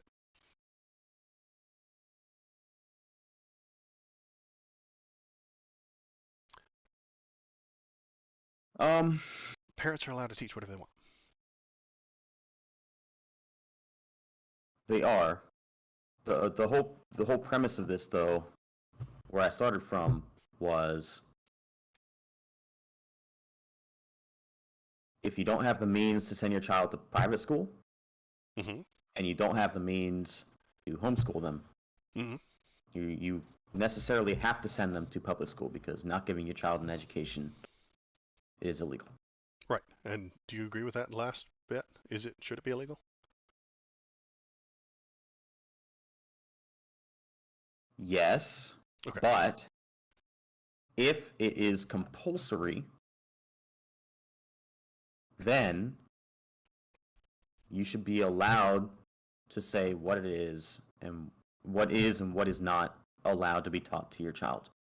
Okay, and you get to have a say. You get to go because it's compulsory. I agree with you so far. Because it's compulsory, you get to go to the PTA meetings, and because it's compulsory, you get to go to the find out what the teachers are teaching them. You get to talk to the teachers. You get to explain to them what you think and hear from them what they're teaching. This is all acceptable so far.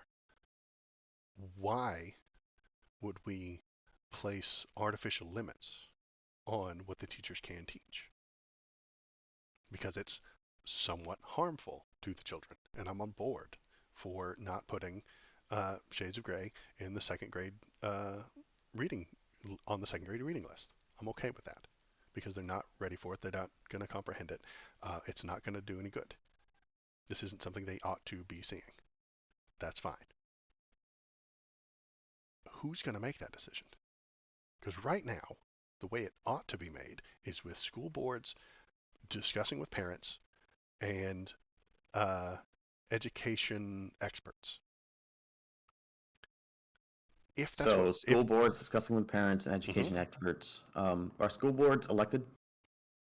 yes, by the people that live Yes, in they that are. town, yes, Yeah, they are. yes, Um, so you're actually not against. So what you're actually arguing against right now then is uh, the entire state of Florida having this law versus yes. if parents talk to their school board and say that you're not allowed to do that, then you're fine with it at the school board level.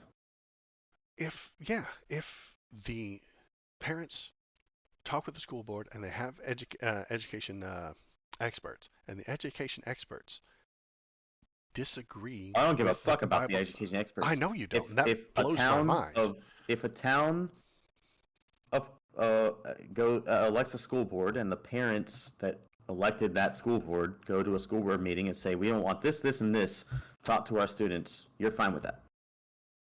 I want them to be taught. I want an expert to say, hey, you guys, this is not a good idea. We cannot teach creationism. It will harm your children. It is not good for them. They're going to leave this state at some point, or they're going to go to college, and they're not going to get. They're not going to be educated properly. They're not going to be able to get a job, Okay, and the everything's expert going to can go wrong. have their words taken into consideration. Great, and then it happens They anyway. can say And that to the parents, and then it happens anyways. Are you fine with that?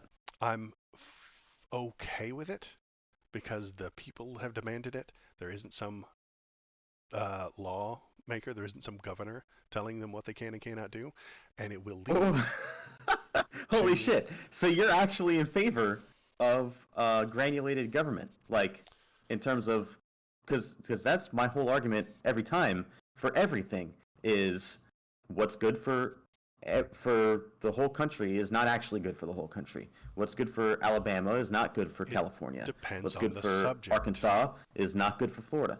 It Like, depends on the subject. Human rights don't get to be granulated down to the county.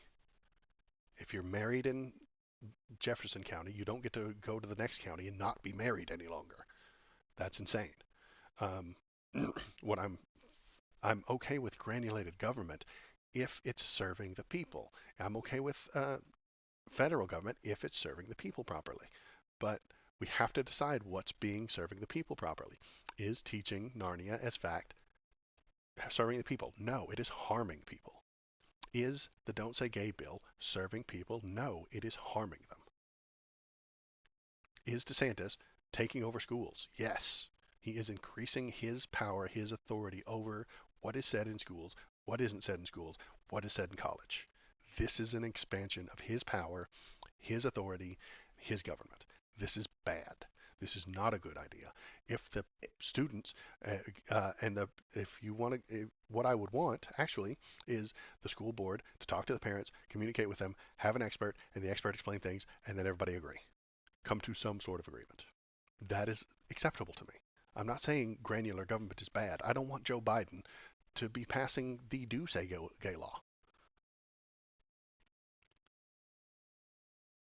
It's just where the government So, is applied that matters to me. so you agree with it in some cases, but not all. Yes, Is what you're where the saying. government is applied and Is how. we Yes, should have a federal income tax that supersedes all state tax. We should have a maybe. federal If you can put a healthcare plan that yes, supersedes all state healthcare plans. yes, healthcare should be a right. Yes. Um, we should have federal maybe education laws. Mm, not. I don't want to get down to the specifics of what they can and can't teach and things like that. If the state of Texas wants to teach about Texas history, there's a lot of fun stuff that happened in Texas history that I'm okay with them teaching, and not teaching in Illinois. That sounds okay to me. But a federal type testing, yeah, let's put together a Department of Education who can come up with things that the states can do and things that are good for students. That's fine. See, that it blows my mind. You're all about big government for some things, and then you're about small government for others. I'd suggest you're the exact same. It's just where we put the government that we're disagreeing on. Oh, I'm all about small government for just about everything. I mean, I've said it a dozen times today, but I see this Dose Gay bill as an increase in a government, not it increases government somewhere, you know. Yeah, our sliders are all different. We've gone into the character customization of the government, and our sliders are all in different places. My favorite part of this stream was when we said it's govern time, and we just goved all over the place. We goved everywhere. I would like to gov over here, but not over there. You know what I mean? I feel you. Uh, I get it. All so right. yes, the What else? What else do we have on where the the docket government for goes. today? What else have we got on the docket? It's already 11:30. You're right. Um, we're gonna close off Mr. DeSantis. We're gonna move on. Speaking of that meme, I saw John Wick last night, and it was terrible. Um, I've But my never. favorite, I know. I know. I'm gonna blow everybody's mind. I've never really cared for the John Wick movies. I like the first one. I like the second one. I did not like the third one, and the fourth one was an affront to humanity. Um, the first one was okay. I was like, okay, here's the thing, here's the situation, here's what happened. Okay, great. The second, I don't even remember the second one. I know I've seen it. What happens? Hell, I don't have any idea. I know I've seen the third one, but I cannot tell you the plot. I can't tell you any of the characters' names other than John Wick. I don't know why they were doing the things they were doing. I, I swear there might have been a plot in there somewhere, but I don't know what it was. Yeah, like it's just it became pure stupidity. Um, Terrible uh, movie. But my favorite part was when he said it's Wiccan time and he wicked all over the place. it's Wiccan time, and he wicked all over. Gross. All right. You want to keep doing DeSantis or jump over to uh, Trump? yeah, Because let's there do some is Biden. one. Yeah, let's do some Biden. Let's talk some shit about Biden. Biden's moves on Alaskan drilling and TikTok test young voters. So the kids might not want to vote for him if he pressures TikTok and goes back on his Alaskan drilling stance. The 80-year-old president has never been the favorite candidate of young liberals itching for a new generation of American leadership. As Biden gears up for an expected re-election campaign, a potential TikTok ban and the Alaskan drilling could weigh him down. I think Those, he did he approve an Alaska drilling campaign? mm, let's see. Well, uh, let's see.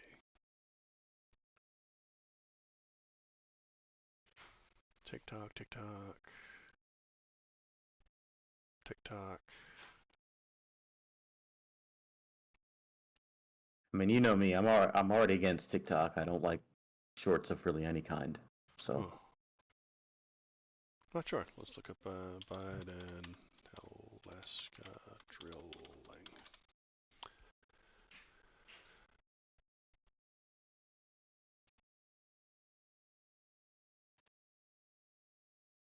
No more drilling to backing a huge project in Alaska. Um, Biden no okays more. Alaska oil project, draws ire of environmentalists. That's what's linked in the article. Okay. Extract 600 million barrels of oil from pristine federal land in Alaska. So he said no, but on Monday, President Biden approved an enormous 8 billion plan to extract barrels of oil. So he said no, and now he's saying yes. We kind of need it. The strategic petroleum reserve is only going to last so long, and in fact, we are at severely low levels for it right now. With our anticipated end of distributions ending now June. Our levels are very low. We have to refill them. At the same time, the global economy is going to require a certain amount of oil. So if you want to prevent oil prices from going back to $120 a barrel, you have to produce more. Okay. Especially if the government itself is going to be buying those barrels to refill the SPR. Okay. Originally, we were supposed to be refilling it now, except that oil prices remained high, and so we approved another 6 months worth of distributions.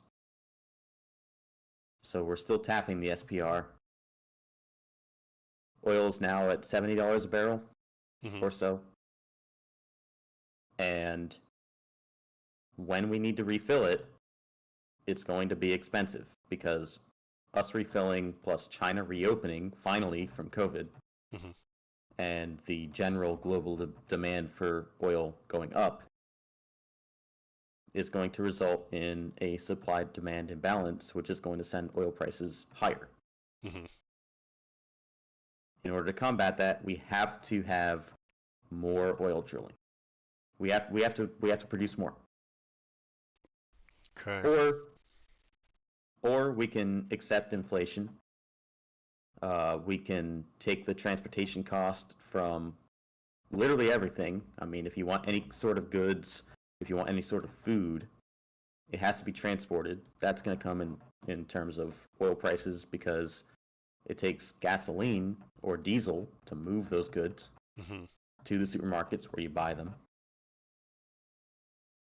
We can accept that and just say everything's more expensive now because we won't drill more oil. Or we can drill more oil. And I'm in the drill more oil camp. So I actually agree with what Biden's doing here. Okay. By approving this development. Okay. Can we get 8 billion for renewables? That'd be nice. Well, the 8 billion isn't coming from the government. It's coming from ConocoPhillips. Okay. They're investing $8 billion into developing these drill sites. Okay. They're spending 800 billion to put the pieces in place and 8 billion. Or 8 billion. Did I say 800? Oh, sorry. They're spending 8 billion so that they can put all the equipment in place and take out 600 million barrels of oil. All the equipment in place, and then all the people in place that need to run that equipment. Okay. And yes, to extract all that oil. Okay. Well, I'm only for it, and then what's in an accelerationist situation, in an accelerationist way, so that we can run out sooner. I am for it in a economic Mhm, context. mhm, Um,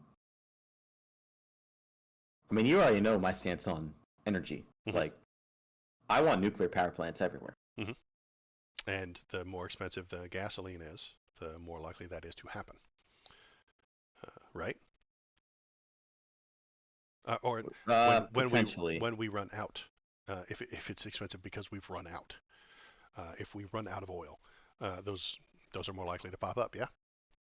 Most of our power plants are fueled by either coal or natural gas anyway. Mhm. So not oil. Um, Natural gas actually is one of the cleanest forms of fossil fuel energy. It's just harder to get than oil. So, and it's harder to get than coal, I suspect. Oil is a Which is lot why the more. Well, so when we make a gasoline, gasoline is substantially more efficient in terms of how much you have to have for combustion and then the powering of engines and whatnot. So, like, gasoline in cars is much more efficient than putting natural gas in cars, for example. It's also a lot less volatile, hmm which makes it a lot safer. And of course, we're going to use gasoline then because we don't want people's cars just blowing up on them. Uh, so oil and natural, like it's a whole system. Our energy grid is mostly powered by plants that run on natural gas, which is by far the cleanest fossil fuel source. But there is room for improvement. hmm Um, I think we should be doing nuclear. hmm So And that is fine with me as well. And I don't know if we're going to get there until we run out. So it's just, can we come up with a better plan before climate change murders us all? probably. I hope so. I Necessity mean, we're is we're yeah. uh, we're in year 11 of the climate apocalypse of 2012. So I know, right? I think we're doing okay. Mm, I hope so.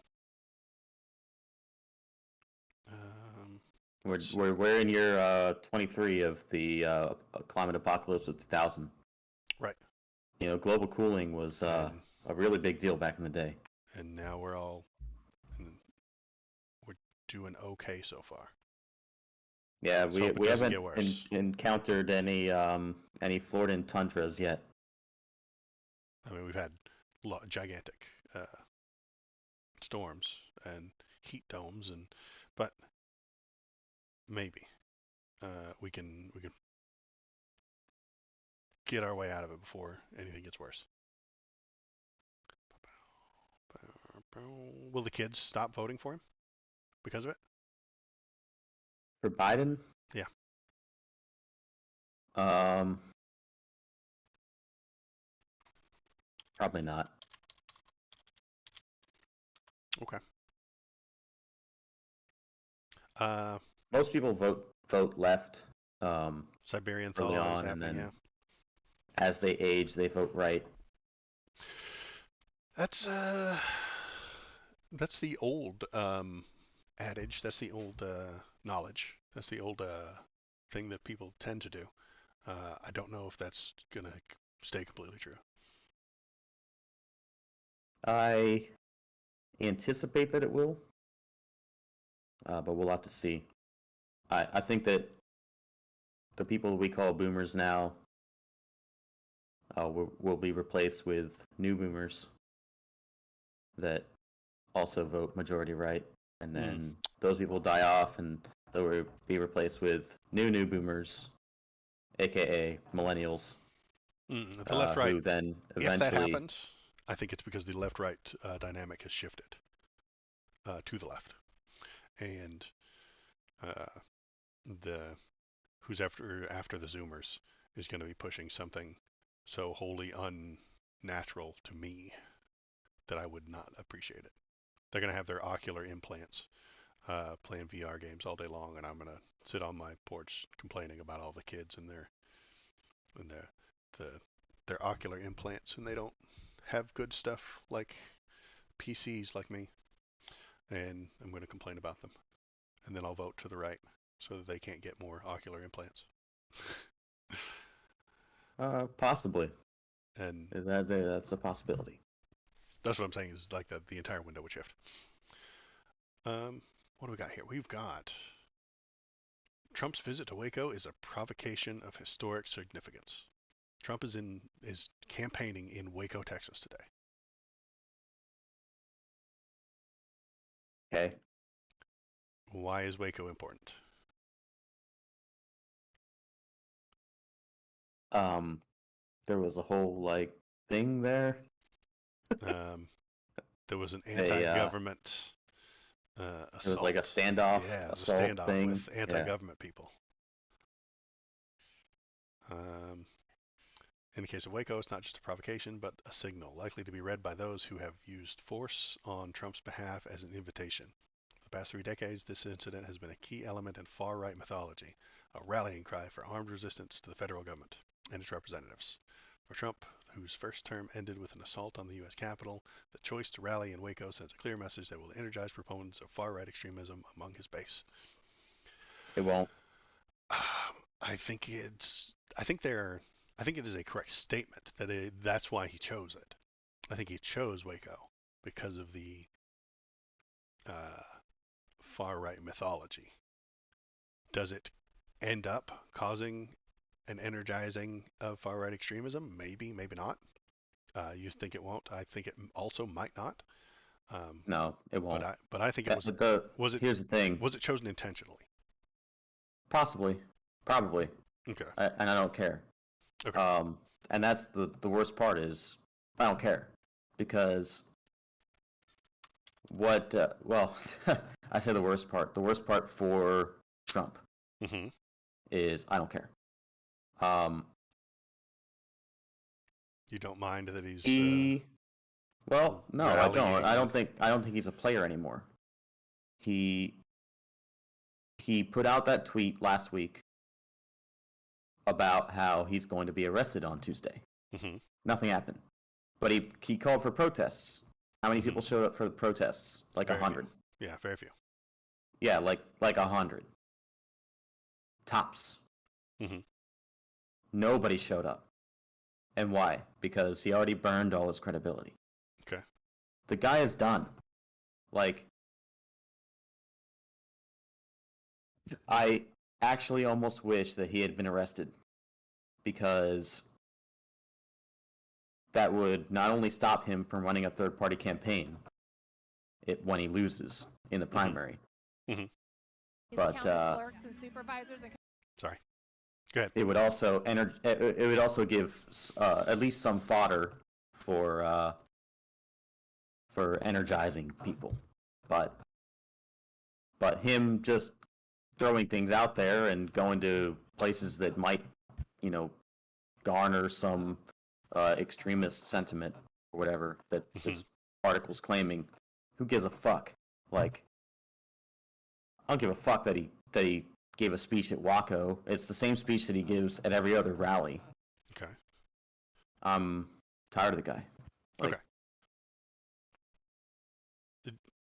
And the fact that Waco was the place of anti-government sentiment, like I think he chose that intentionally. Are these people going to hear his message and then do anti-government things? Are they going to violently oppose the United States government? no, Okay. I hope they don't. no, And because the and last if people they that do, opposed the the last people that did anything to oppose the United States government at Trump's urging, mm-hmm, they're still in jail mm-hmm, without trial. okay. And I hope that they don't. That they don't. Well, I hope that they don't violently oppose the government. That would be bad. I don't want them to violently oppose the government as it stands. I mean, it wasn't even a violent opposition for the most part, at least. Well, there was enough. Jan 6 to warrant somebody dying and a few people. I would call it a mostly peaceful protest. That's fine. And I can also call it a mostly peaceful protest, and then they came in where they're not allowed and faced resistance. And mostly my car sits in the driveway, but that doesn't mean I can't get arrested for driving 200 miles an hour down the freeway.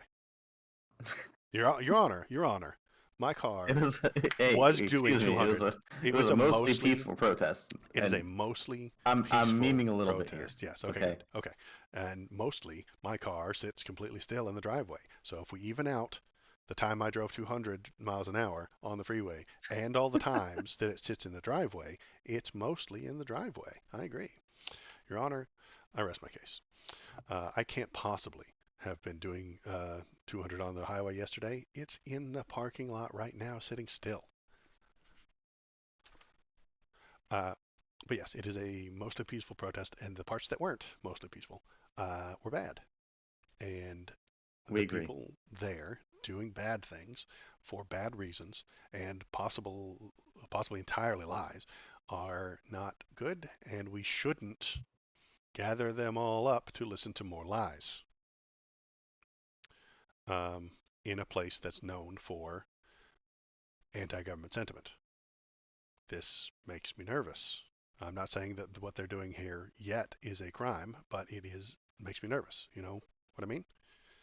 Uh, he has supported anti-government things in the past. He is supporting it now, and he has gathered them in a place that has an actual far-right mythology. He is playing to exactly what got him elected in 2016. And what I'm saying is the problem with this strategy is that nobody buys it anymore, or not enough people buy it anymore.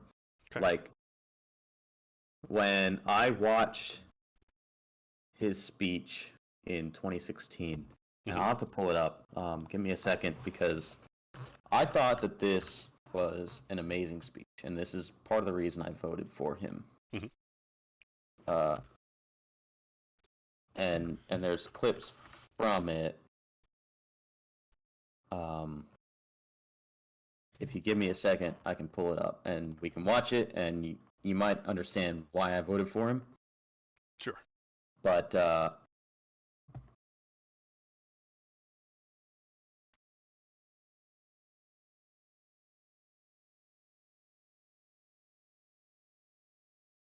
let's see.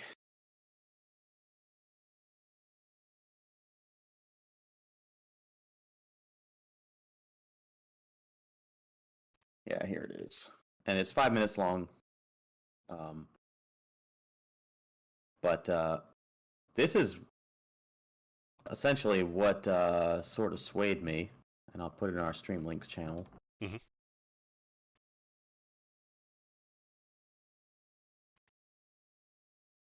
But he didn't deliver on what it was that he promised to. And I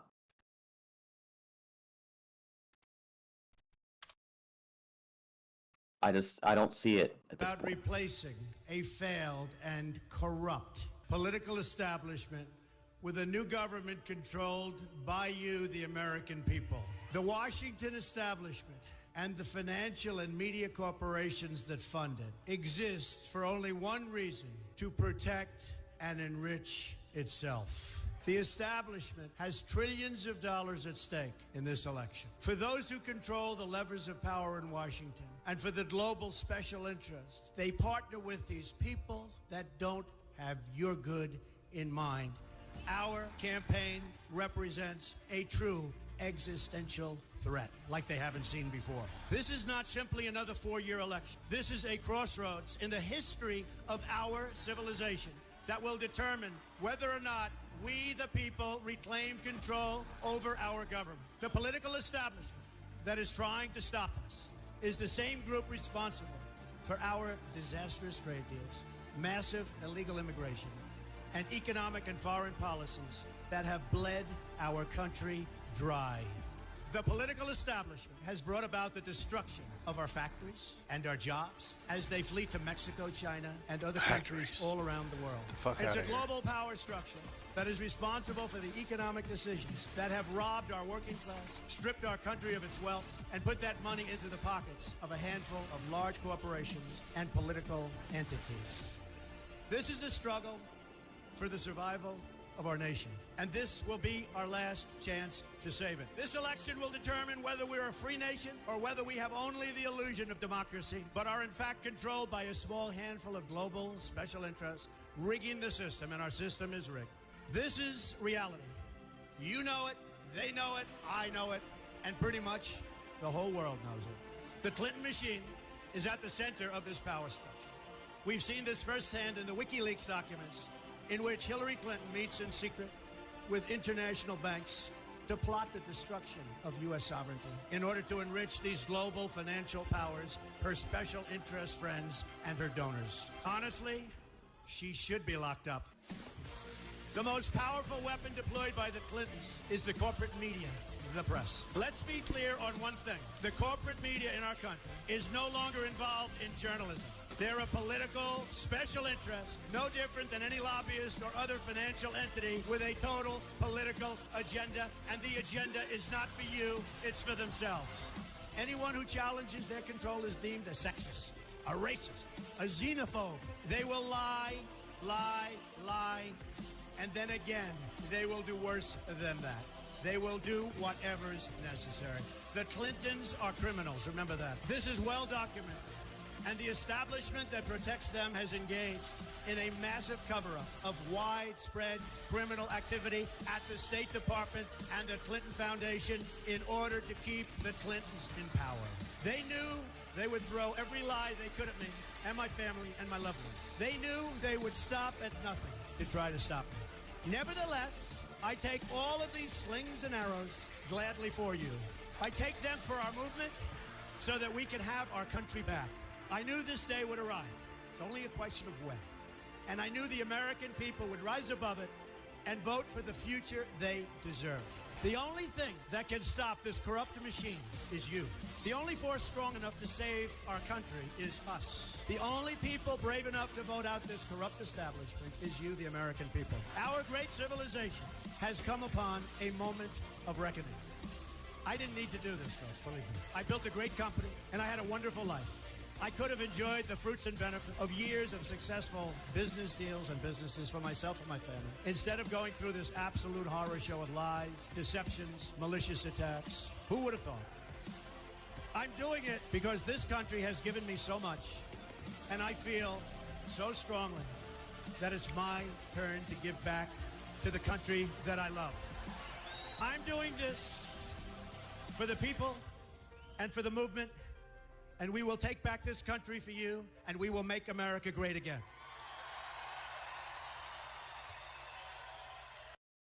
Thanks, Randy Wakeman, for the video. It's fake populism. It's fake populism. He does all those things. He would move factories to the other country if it saved him $1. He is in charge of a large corporation. He does the best things for his donors instead of other people. He goes on the news that has a political bent and only cares about themselves and their views. He lies all the time. He is all the things that he complained about.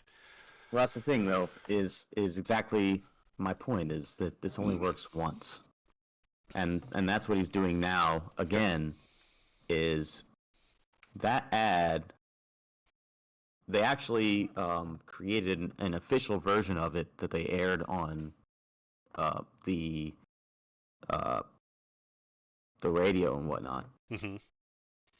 It was only like 2 minutes long, but that was the inspiration for it. That was a fan-made ad. Right. At the time. But he's had 4 years and didn't deliver on any of that speech. Okay. And I mean, I'll tell you why. It's because he is that speech. He is all of the things he complained about. I know. I mean, I looked at I tried to look for evidence. There wasn't as much of it back then in 2015, but I saw the evidence. I saw the situations, and I said, "Hey, I think he is all the things that he is complaining about." Well, And that's why people are tired of him, because he showed, or he presented himself as one thing, Mhm. got into office, and then didn't do any of what was promised. Okay. And I think that the same rhetoric is not going to work again. He goes to Waco and shows this anti-government stance. Well, he did And then he that in gets 2016 or 2015, and he was president for 4 years, and jack shit got done. So, do I vote for Trump again? At least in the primaries, probably not. Okay. I probably vote for a guy that is at least trying to get shit done, Mhm. even if I don't always agree with him. Mhm. In Ron DeSantis, who Okay. will probably announce in the next few weeks. Right. And if we're lucky and everything goes well, then we won't have to hear about him much anymore, but about Trump anymore. But worst case scenario, he is in Waco with anti-government people, and something goes wrong. Yeah, Something the thing nefarious is that happens. nobody gives a fuck, because They're gonna. he can be in there with anti-government people, and then he calls for protests over his potential alleged arrest, and then it doesn't happen, and 100 people show up to the protest. Well, I mean, Like, and if one of those people is violent, then all of a sudden we all care instantly. oh, of course. If we get another And Jan then, 6 I type mean, thing, the last time we won't care. that Trump urged supporters to go to a protest, Hmm. it was didn't work. January 6th. I know, but he And didn't actually get arrested last week.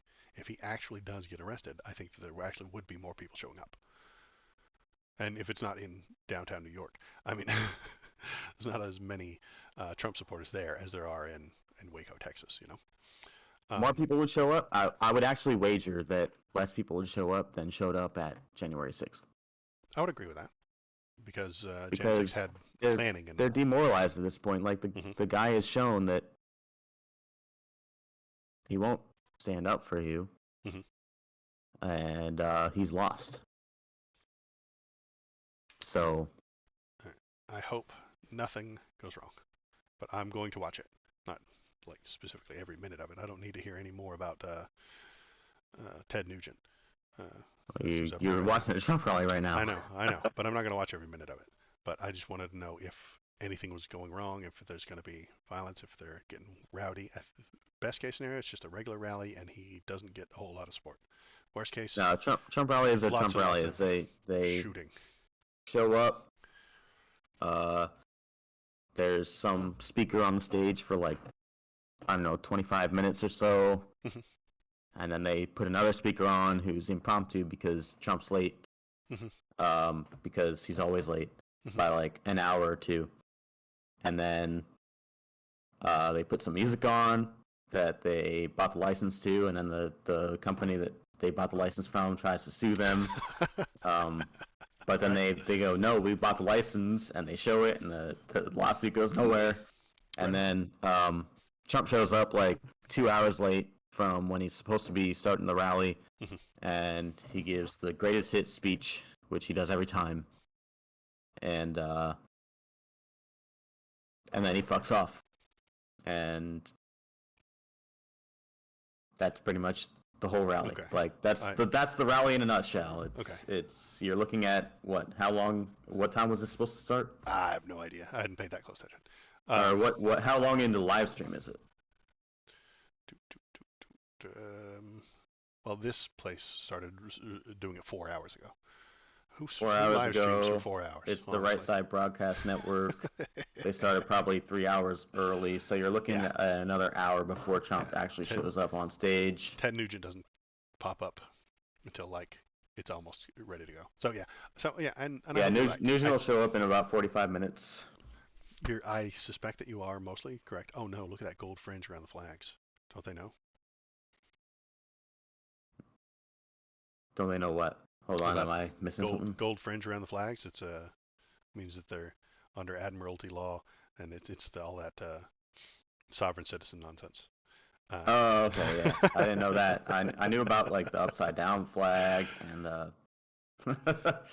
stuff like that, but yeah, I didn't um, know gold fringe means gold. admiralty law. Okay. Yeah, it means you're under admiralty law, and you don't have to follow it. We should watch some sovereign citizen videos sometimes. They're fantastic. They think they have like magic spells that if you just say certain things while you're If in you say court, Avada Kedavra, then a right, law enforcement officer disappears. they can't arrest you, right? Because you're a sovereign citizen and you're not accepting the admiralty law of the gold fringe flag. Yeah, it's silly. Okay, so I hope you're right. I hope that that's what is actually going to happen and that nothing ever comes No, of you it. don't. What? No, I want you to be right.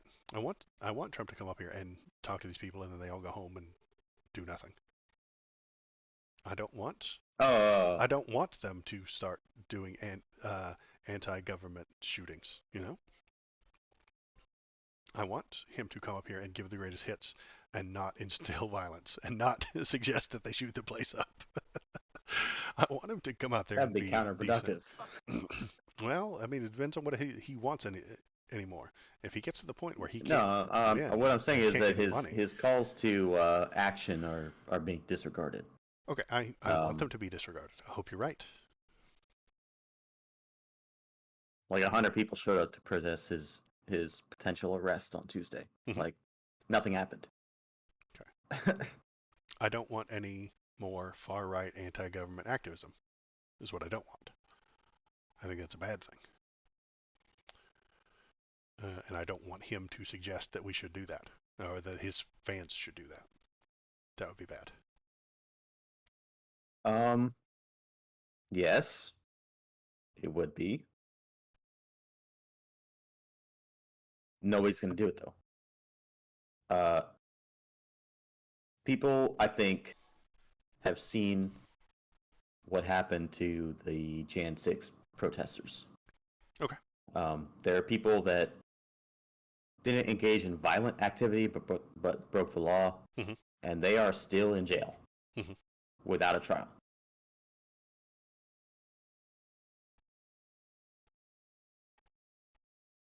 Like they have not been a trial yet, and they are Just Jan 6 people who haven't had still a being held. trial yet? Yeah. Yep. Okay, we'll look into that next time.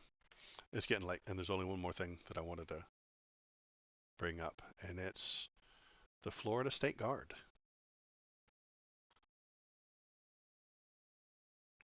And the Florida State Guard, when Ron DeSantis first proposed reviving the long dormant Florida State Guard, he wanted 200 volunteers and $5 million. Then it grew to 400 members, and $10 million. Now it's 1,500 members and a $100 million budget. This is more of that slippery slope that I was telling you about.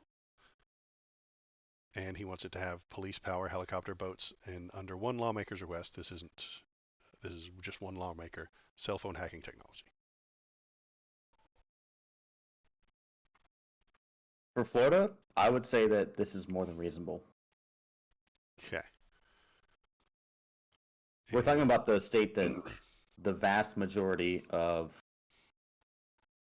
immigrants come from Cuba and Mhm. the other Pacific islands. We're definitely underserved by the federal government there.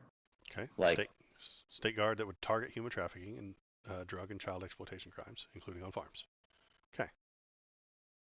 So yeah, if, that's the foot in the door that I'm telling you about. It makes sense, and you're on board with them having this thing, and I'm like, okay, great, that makes sense. But then it'll become 1,500 members, and the budget will go up, and then they'll get some helicopters. well, the budget is always going to go up, and in terms of things we need, yeah, the budget should go up. Like, I'm not against the budget going up for purposes that are necessary. Mm-hmm.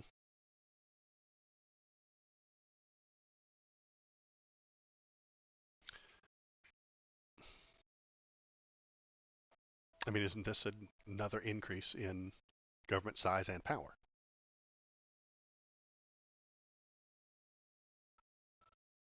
No, No.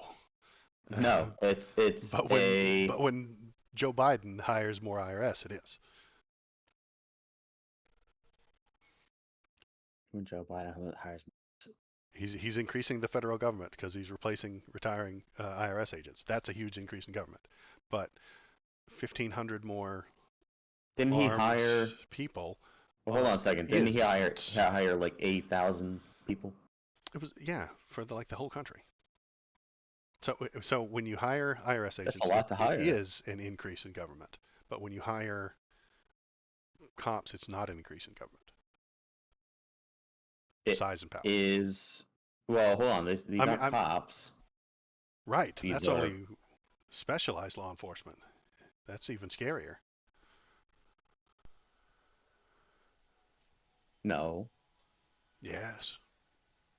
because the whole point of the government, one of the main ones, is to enforce borders, Hmm.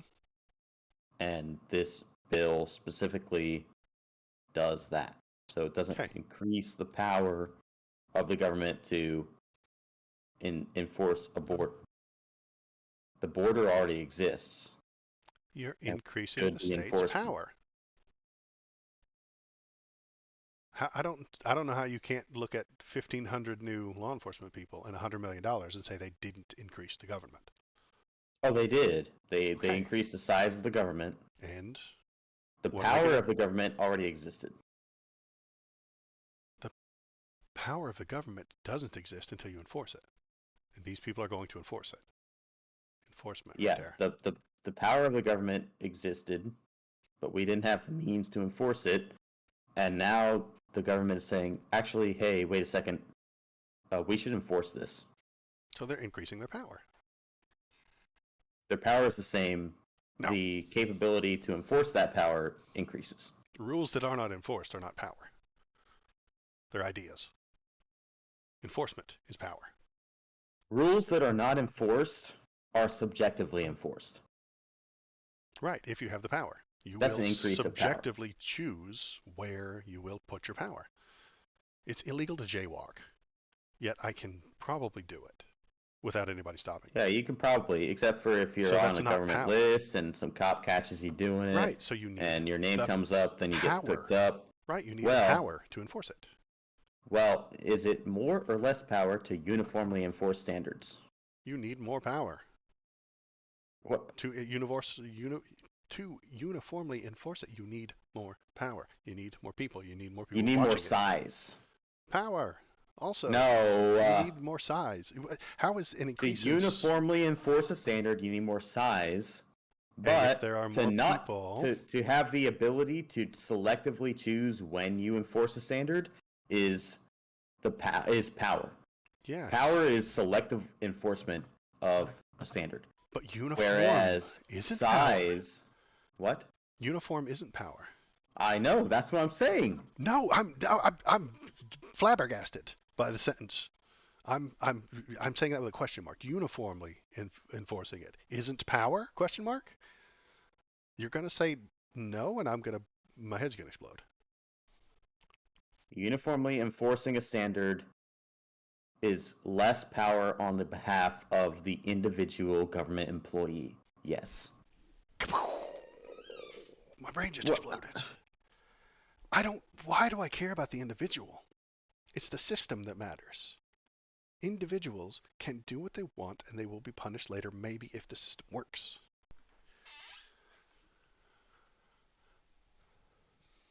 What? What? If, let's go back to jaywalking.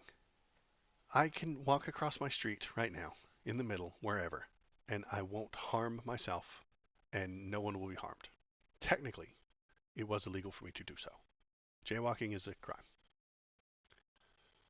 If there were enough policemen to catch me and then punish me for that, we would need billions more cops. That is an increase in power. No, That is an No, increase in size. but billions of armed men aren't power. The cop already has the power to cite you, to fine you for jaywalking, right? He has the ability. He doesn't have the power. If a rule isn't being enforced, it's not power. I mean, when they enforce it, it's power. If you're not doing the enforcement, it's not power. If you're looking the other way, you have the choice to look the other way because you don't want to. If a cop looks the other way of me jaywalking, he has that jurisdiction. He has that choice to not enforce this law. But if he wants to enforce it, he needs power. And the more enforcement you do, the more power you need, the more powerful you are. Would you prefer selective enforcement or uniform enforcement? Depends on the. We're governed left and we're not governed right and we're governed in the middle. We're governed all over the place. Again, it depends on what it is. I would definitely prefer uniform enforcement over selective. Is there an instance where you would prefer selective enforcement? When you are bleeding to death and you're speeding to get to the hospital. Except we have exceptions for that. Right, so you have to build that into the law? And what if I'm only cut off my toe and the law doesn't specifically enumerate losing a pinky toe? It doesn't have to. The law can say in an Which is emergency. why it needs to be adjudicated at a judge You've, level. Like you, well, sure, so the cop can has a be. choice. So the police officer has a choice. Hey, I don't want to pull this guy over because it looks like he's bleeding to death. I'll let him go. Right. So that is a choice that the cops make. If they see me jaywalk and they don't stop me, that's fine. That is not uniform. But should they? Should they? No. Yeah, they should. No. Because well, it it matters. depends. If they were to stop you if you were black, right, would they stop you? That's because Should they stop you? Should they stop you? No. And you say no, and I say if you're going to stop somebody who's jaywalking, you should stop them for jaywalking. And Regardless it shouldn't of matter what race they are, right? Right. It depends on what the issue is, what the crime is, what's going on. It matters. The spirit of the law is more important than the letter. But I think you're going to disagree with that. I think you're going to go the other way. No, I absolutely think that the letter of the law is the letter of the law. And the spirit doesn't matter? No. Okay. Maybe that's the entire crux of our entire disagreement. The spirit of the law is the most important part. Because the letter of the law will always run behind and it will always be up to the individual who's enforcing it at the moment. I mean, the spirit of the law is subject to whoever is interpreting it, whereas the letter of the law, right. If the law says you don't cross the street where there's no crosswalk sign, and you don't do it at a 45-degree angle, mm-hmm. then if you do that and you get stopped for it, you should be stopped for it every time that a law enforcement officer sees you do it. Okay. And sorry, if you do not give the law enforcement officers the autonomy to choose who to stop and who not to stop, they become automatons because they do not have autonomy, and they will stop them every time. And that is going to require them to do more work. That is going to require more policemen. That is going to require more state power. No, it requires the people that are doing their jobs to do their job. And if the police officer tells you, no, I do not have time to stop every single person who's speeding, then we need to hire more officers. And that is what? An increase in state power. An increase in size. And with that size, I agree, it is an increase in size. And what do those people have now? Power. They have enforcement power. And there will be more enforcement. If there is more enforcement, that is an increase in power. I am banging on Republicans all day long, but I am telling you, Republicans increase state power. They always have, and they always will. I don't think so. I don't Yeah, think so at all. they do that while screaming about how Joe Biden is increasing the government. The I think that Republicans increase government. vagueness Mhm.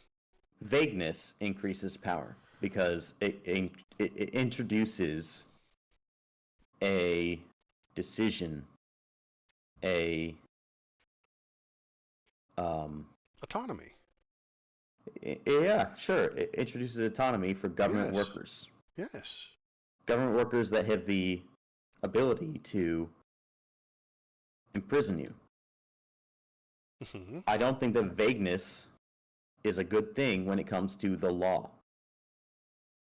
I don't think that vagueness is a good thing at all. I think that things should be when it comes to the law, things should be written out specifically. If Hmm. you do this, then you get this. Hmm. And if there is So, anything that is in the cracks or in between or haven't come up in fact, to you actually, before. laws have been thrown out before because Hmm. they're too vague. Okay. And in fact, I imagine that certain parts of the legislation we talk about in Florida will probably be thrown out for vagueness. Okay. Like, what is it to be um, to a reasonable degree, for example, Hmm. of uh, I'm struggling to find actually or to think of an example right now, but vagueness itself is something that does cause laws and lawsuits to be thrown out uh, pretty routinely, actually. Okay. I And think that things should be strict in terms of the letter of the law. And if you break the letter of the law, then you should be charged for it. okay, great. And it's not the officer's decision whether to charge you for it or not, it's the court's. Now, Right. if you But go to then court and you say, well, I got my pinky toe off and I was driving very fast so that I could get there. The court should have the ability to say, yes, we understand. That makes sense. Case dismissed. Right? yes, Okay, great. should the officer pull you over? No. Should the officer So stop you and say, you do never not made drive it to the fast you never made it to the court in the first place. because you bled to death? Right, because the officer is following the letter of the law. Do not go past 60 miles an hour unless it's an emergency, and he has to decide whether or not that's an emergency. I don't want government employees making subjective decisions. Okay, what about nosebleeds? What if there's no specific law for nosebleeds?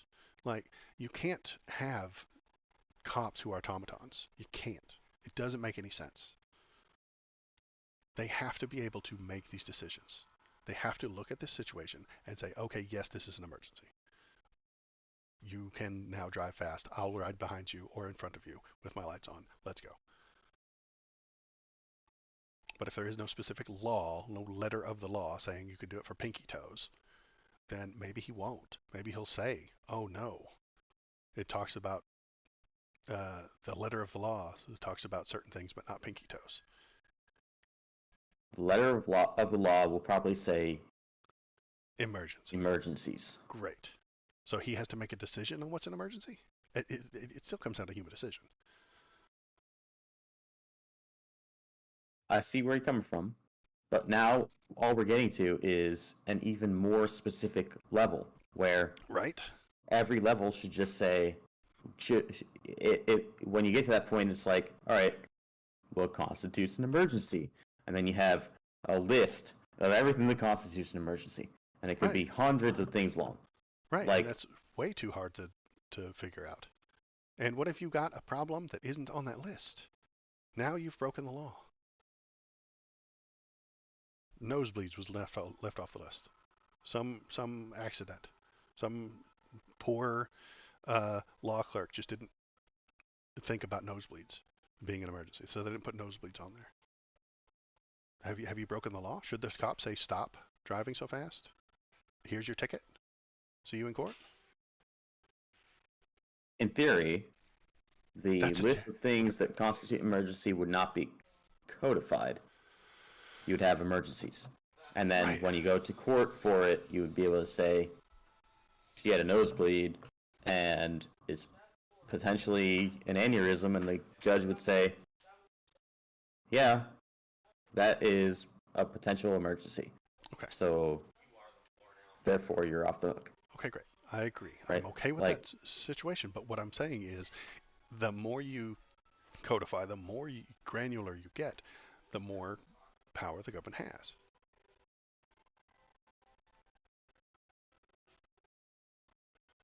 And I'd like you to read this blue part right here. Its scope would also be expanded, increase from only being activated during emergencies to being activated to, quotes, protect and defend the people of Florida from threats to public safety. This is an increase in government power. This is an increase in government size. Okay, hold on. Yes. But those two things are separate. So I would say be separate. Yes. I agree that if they the could scope be. is expanded, that is an increase in power. Okay. Now, increasing the number of people hired Mm-hmm. is an increase in size. Okay. I agree. Those are two And I'm different saying that things. size and power are two different things. If you have the power to arrest somebody, that is different from having the numbers to actually arrest somebody for that thing. Right, but if you don't have the numbers to do the job, you have less power. An increase in size doesn't have to You have the increase your power, but you this don't one have the does. ability to enforce it. Right, if you Is don't, is where we're seeing the difference here. right, if you don't have the ability to enforce it, you don't have the power. I think that Increasing if you pass a law, you should be able to enforce it. And Right. and enforcing it means that you do have to increase the size. Yes. And those people are going to use that size to increase their power because they are enforcing. Okay. So and this is now the next question is, what are they enforcing? I don't know yet because this is going to be the state guard. Best case scenario, they're helping the people. They're doing public safety. Best case scenario. Does the state of Florida have the power, or does it have the right to enforce its own borders? To enforce its own borders, it has some laws and ability. Yes. Okay, so it has the power to do that. No, it has the. I wouldn't say it has the power. It has the mandate to that. That's okay. They have a list of things that they ought to be doing. They have the consent of the governed to enforce those borders. Yes. Okay, it has the consent of the governed to do that. Mm-hmm. Now, how is it going to actually accomplish that goal? If it has the consent of the governed to enforce its borders, that, to me, the consent of the governed is the power. Then you have to be able to enforce it. Power without enforcement is not power. Not power. What you're saying. I agree. Yes. Okay. Florida has the right to enforce its borders, but it doesn't have the power to unless it has the government size to enforce that power. Right. All right. And should they enforce that power? They should. Or is somewhat. it a good thing to increase the size of the government to enforce that power? I will say yes. Okay. Great. That's what I've been trying to get at for a while. That Ron DeSantis is going to increase the size and the power of the government while complaining about big government, because Republicans are Yeah, you and I just contradictory disagree on event. what We're a what exactly contradictory should event. be enforced by So, the government in the first place. best case scenario, Ron DeSantis said 200 people, $5 million budget. Then it went to 400 members and 10 million. Now it's at 1,500 members and $100 million budget. Best case scenario, these people guard the public safety. Worst case scenario, they're the fucking brown shirts. No, Yes, no, that is the worst case scenario. Isn't that the worst case no, scenario? no. You're saying it's impossible, but I'm telling you it's worst case scenario. First of all, $100 million and 1,400 people is like fucking nothing. Uh, In the state of Florida, it might be something. no, it's practically nothing. Like if you think of our Coast Guard has like what, a $12 million budget or 12 billion, excuse me, with a B. Mm-hmm. A $12 billion budget and like some 40,000 people Mm-hmm. for the whole country. Mm-hmm. We're talking about Florida with 1,400 and 100 million. What was the number? Oh, we are at the moment, it's at 1,500 people and $100 million. 1,500 people and $100 million. Mhm. And Florida is like the main destination for people trying to come here illegally. Aside from, of course, across the Mexican border. Mm-hmm. And Our budget in Florida is not enough federally, and Florida is now trying to take care of that problem themselves with their own budget and their own manpower. okay, best case scenario, they do that. It's slippery slope. That's Just the like whole I've goal said of that. 3 or 4 times about Ron DeSantis today, is that he slippery slopes. He gets his foot in the door with something. He gets his foot in the door with something reasonable. 200 volunteers, $5 million budget is Okay, that wasn't piss enough. water. Right. So he got his foot in the door. People said, yes, great. Use that to protect our borders. Then he increases it. He expands to 410 million. Then he expands again to 1,500 members and a $100 million budget. And they're going to start protecting the public at his rallies, or protecting the public, the public's free speech stuff, or they're going to start going to school PTA meetings. They'll just send one guy to the PTA meeting so that things don't get out of hand. You wouldn't want terrorists at the PTA meeting. I agree.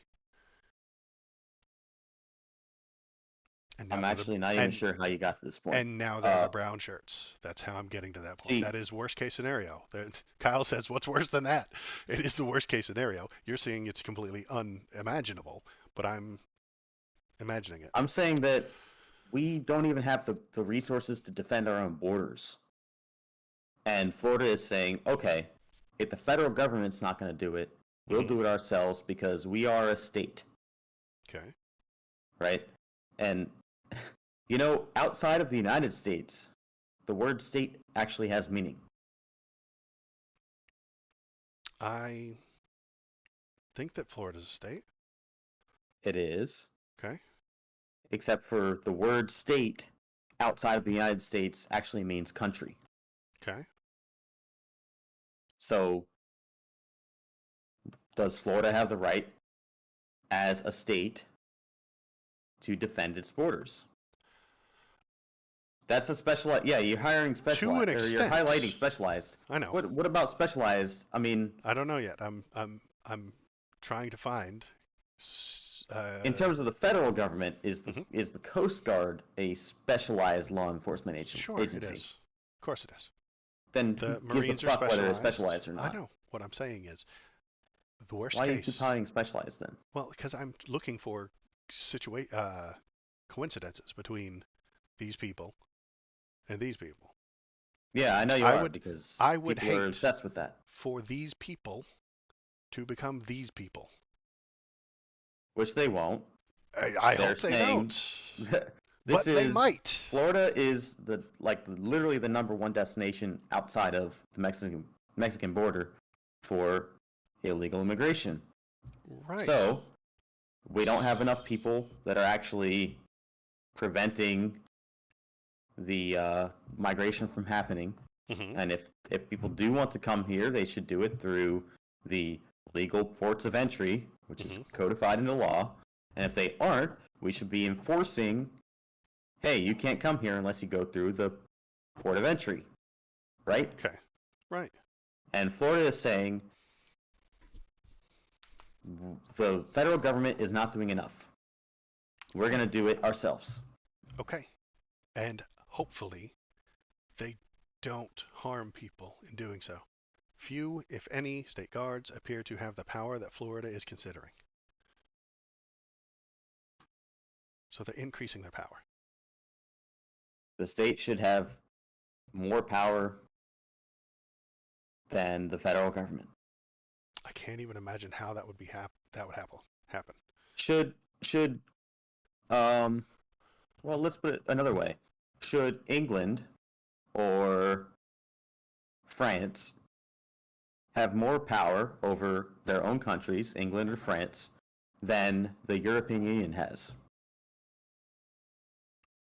They should have authority within their borders, but they don't get to dictate if they're part of a larger federation. If they're part of a larger federation and that larger federation says, okay, this is a human right now, this is what we suggest for this part, they can either disagree with it and try and push back or get new people elected into those positions. If Florida doesn't think that the federal government is doing well enough, then Florida can elect better people. Florida can sue the federal government, which they do all the time, to say that this is the way we need it in Florida, and the judges can make those decisions. That's acceptable. I'm not saying that hiring these guards is illegal. I'm not saying that it's unacceptable for them to have a budget and 1,500 members. I'm saying that Ron DeSantis, slippery sloping again from a small thing that's acceptable to a medium thing that's a little bit of acceptable to a larger thing that's less acceptable, is snowballing and slippery sloping again and again and again.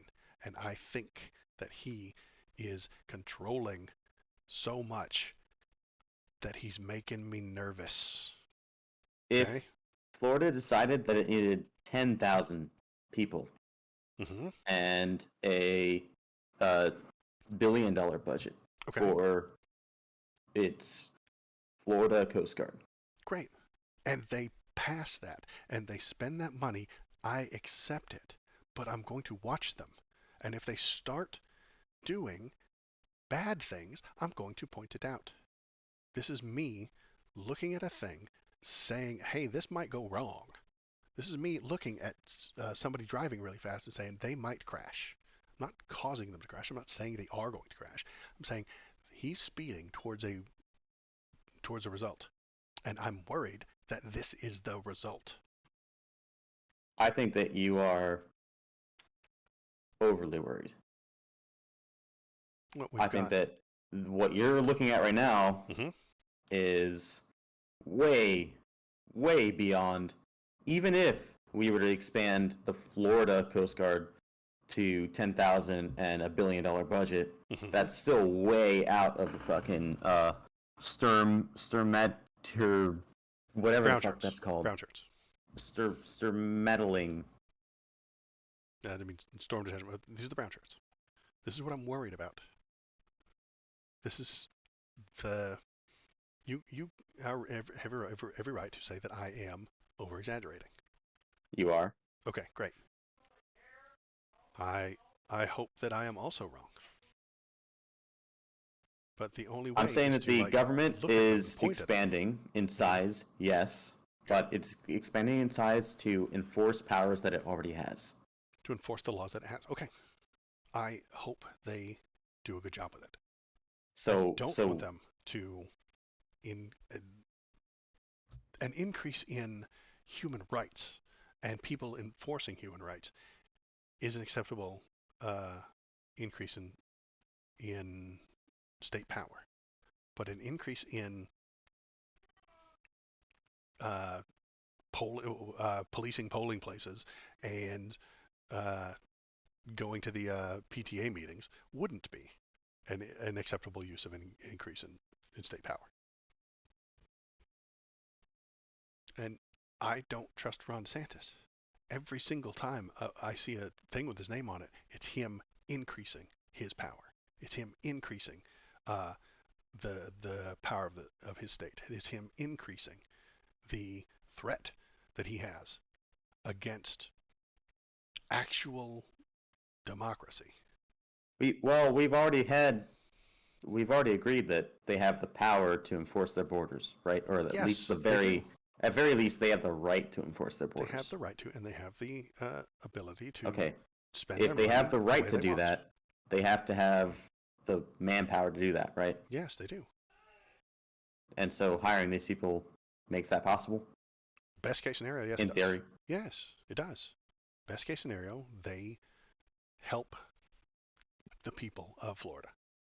Best case scenario, they protect and What defend the people of what do you Florida think from would have to threats be to public safety. passed? Do you think that there would have to be a new bill passed in order to get the brown shirts in action? No, they just do it.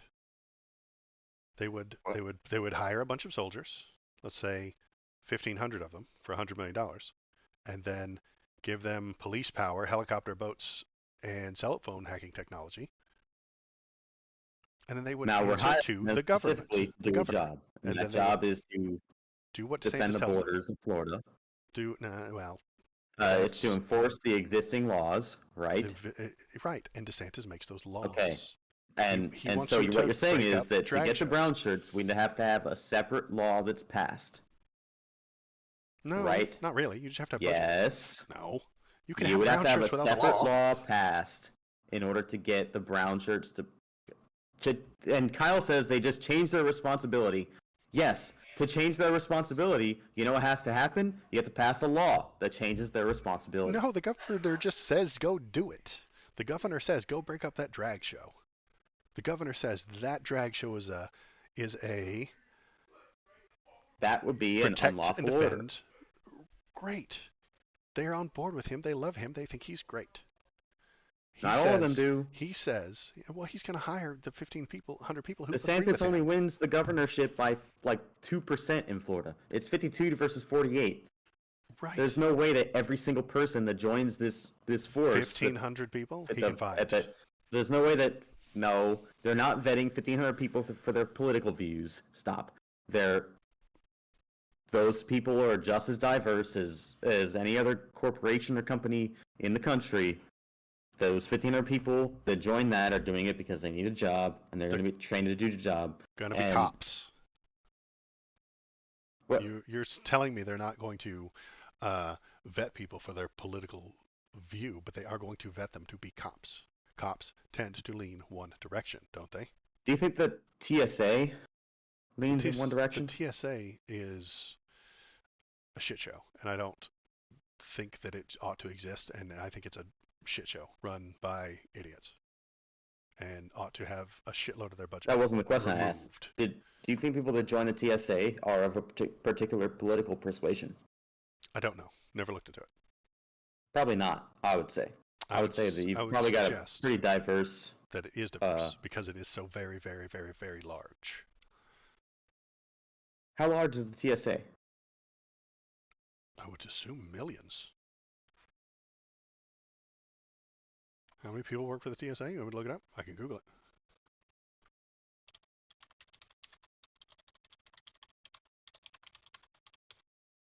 $65,000. 47,000 transportation security officers, and that's just officers. Okay, 50% TSA. Okay. The number I have 440 from the first airports. Google is 65,000. I was over exaggerating. Okay, so 65,000. That's a lot less than millions. Okay. So that's more than 1,500. It is. I mean, at what point? At the same time, it's like, okay, if we scaled the TSA down to 10,000, Mm-hmm. would we expect then to find um, a, a political bias to the point where if we pass a law saying you should round up all the Jews, then we're going to do that? They don't start Like, that way. They start with well, the small stuff. Keep yeah, these certain. I mean, Break up the drag shows is again, step number this one. is ridiculous. Like, No, it's not. Break up the drag shows is step number one, and we're already doing it. Take away the liquor license. Have the government take away the liquor license of a place that did a drag show. Great. And that's baby step number one.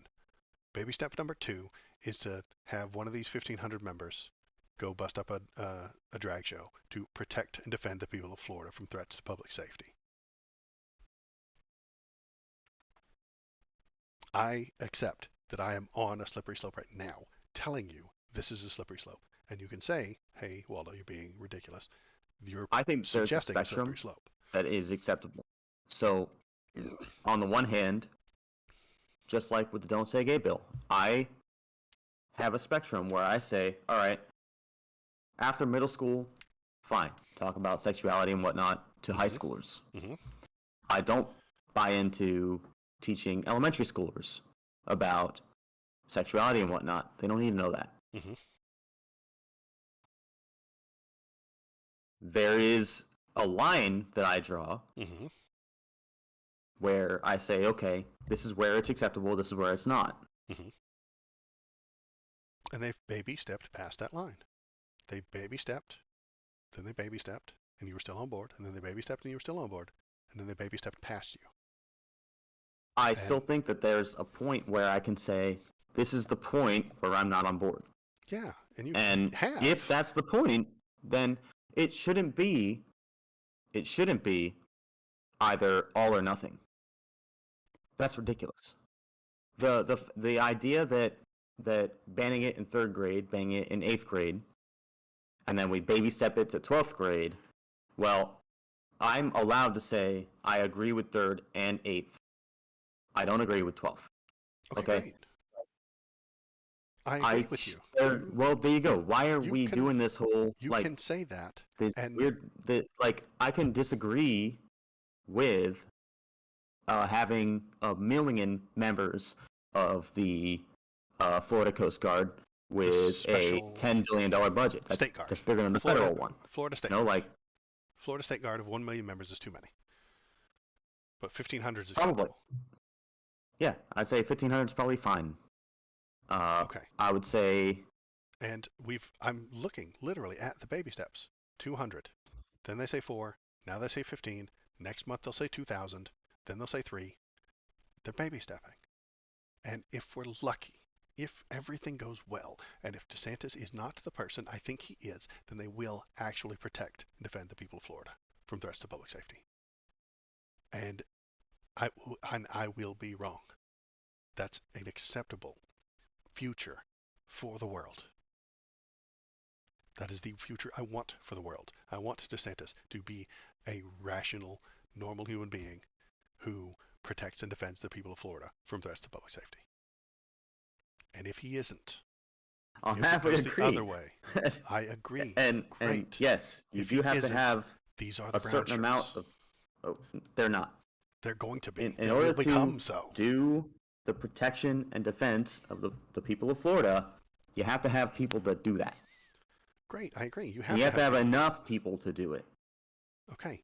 The evidence and the things that he talks about are trans people and drag shows. Those are the threats that he sees to public safety. And I think I don't he's think so. going to. I think that the state guard is an entirely different subject. Okay, well, I'm going to watch them. I'm telling you specifically that I'm going to watch them. And if they start breaking up drag shows and stuff like that, it would be no different than them breaking up Jews during World War II. You don't see the parallels here. Do you not see Not the at all. parallels? No, Okay, I don't. Then I'm just imagining them. That's fine. If I'm drawing parallels where there are none, I can be wrong. That's acceptable. But I'm worried that I think Florida is identifying a deficiency in our own ability to, as a country, Mhm. enforce our borders. And Florida is saying if our country can't enforce them, we're going to do it ourselves. Mhm. And we have to have people that can do that. Okay. I hope that everything goes well. Headline: Florida is saved by state guard and the people rejoice. Saved from what you say. That's up to the saints. Okay. So, yeah, that's what Kyle's saying. Um, I don't understand. I don't know what he's going for, but I want the state guard to do good things.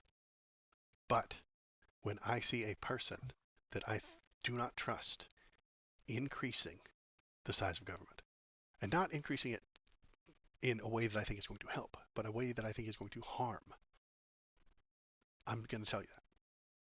I think this is Ron DeSantis increasing the size of the government in a dangerous way. I don't see the danger because I don't see the laws that would increase the danger. You can have I'll put it this way, you can have as large of a government as you like in terms of size, number of employees, Mm-hmm. etc. Those employees do have to act within the law. So the law is the power, and the size is the ability to enforce that power. That's where we disconnect, I think. You have to have the people to enforce laws. Mm-hmm. It's the passage of laws on people that are not employees of the government that are restrictions on freedom. Whereas if you pass laws that restrict government employees and you don't hire enough people to enforce the laws, both of those things are reductions on the ability to enforce government power. Okay.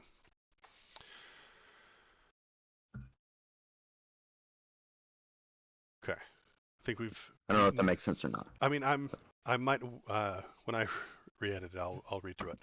I would. May I point out one more thing? Sure.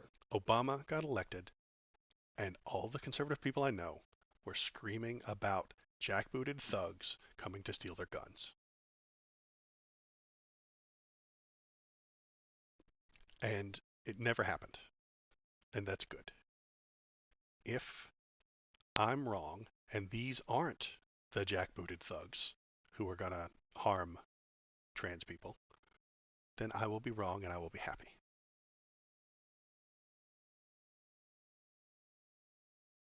If, hypothetically, let's imagine there is somebody who is an actual fascist and he wants to harm minorities, what would he do?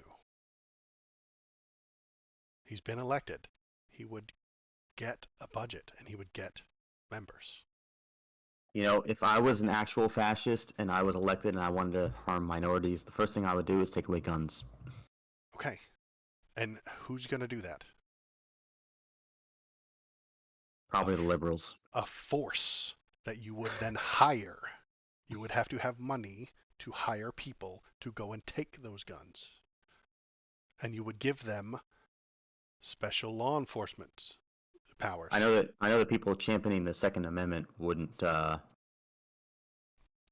the ones that are looking to take away guns.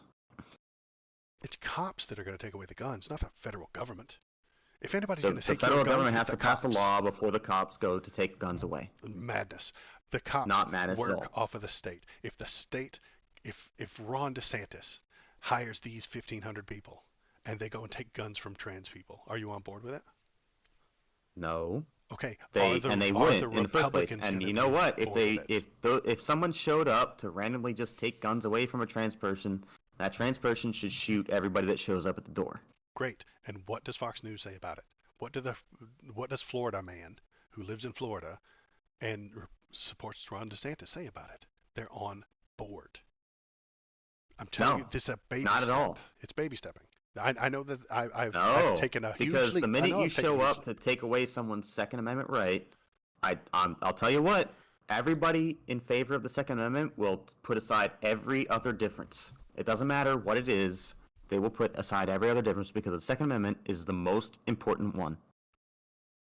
Unless they're a groomer. I'm telling you, that's why that word has come out. That's why the Republicans in the Fox News have been calling them that. Nope. No, Because even Fox News will never do that you can because do anything they you support want to rapists and groomers. because the It's okay. second that you turn on the Second Amendment is the second you lose it. And they will never do it. So Nope. There is literally not a single amendment more important than the second. And there is no Republican or conservative it's a trans that will teacher. ever it doesn't matter. If they're Trans teacher owns a gun, somebody attacks them, trans teacher shoots somebody. Well, guess what? The Second Amendment is paramount. It'll be about self-defense. Okay. I'm telling you, in every case, it doesn't matter. I think that's why. That's the most important thing. I hope. Well, they don't have guns anyway.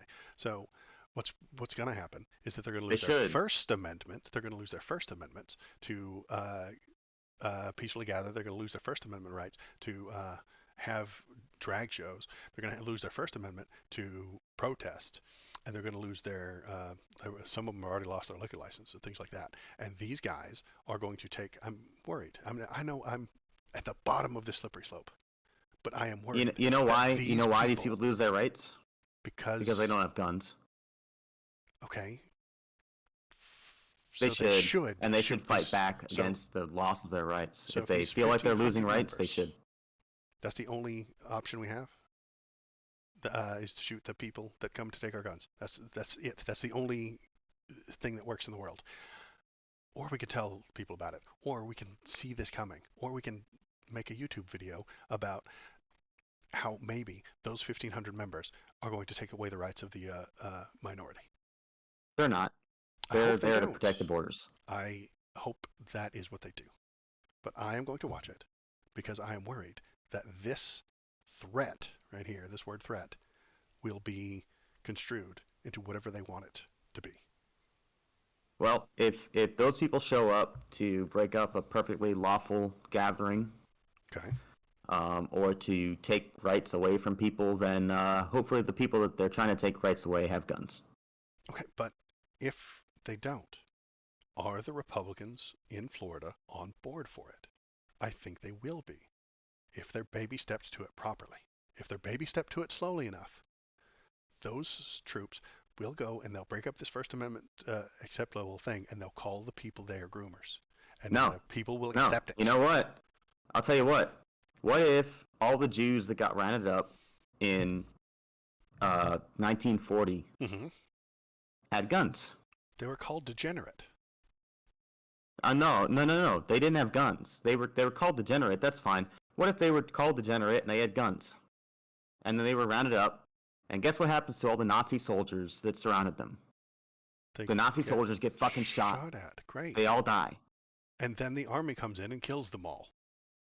Except for the fact that in the case of the United States and in Florida, there are, 50 guns to every member of some service that comes to round them up? Okay. The government... See, that's the thing about the Second Amendment, is that it makes sure that you are not scared of your government. The government is scared of you. And that's the point. Okay. And if the government was afraid of you, and they still wanted to get the job done, they would hire members. And I'm telling you, those 1,500 members are jack shit compared to the number of guns in Florida. And also, they're not there to round up people in Florida. They're there to defend the border. I hope so.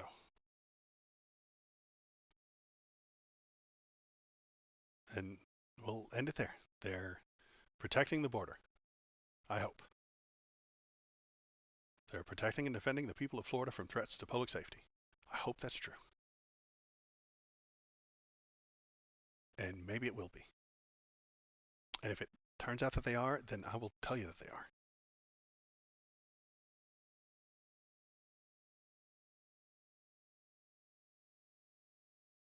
Fair enough. Okay. It's 1 o'clock. I'm hungry. I'm going to go eat some lunch.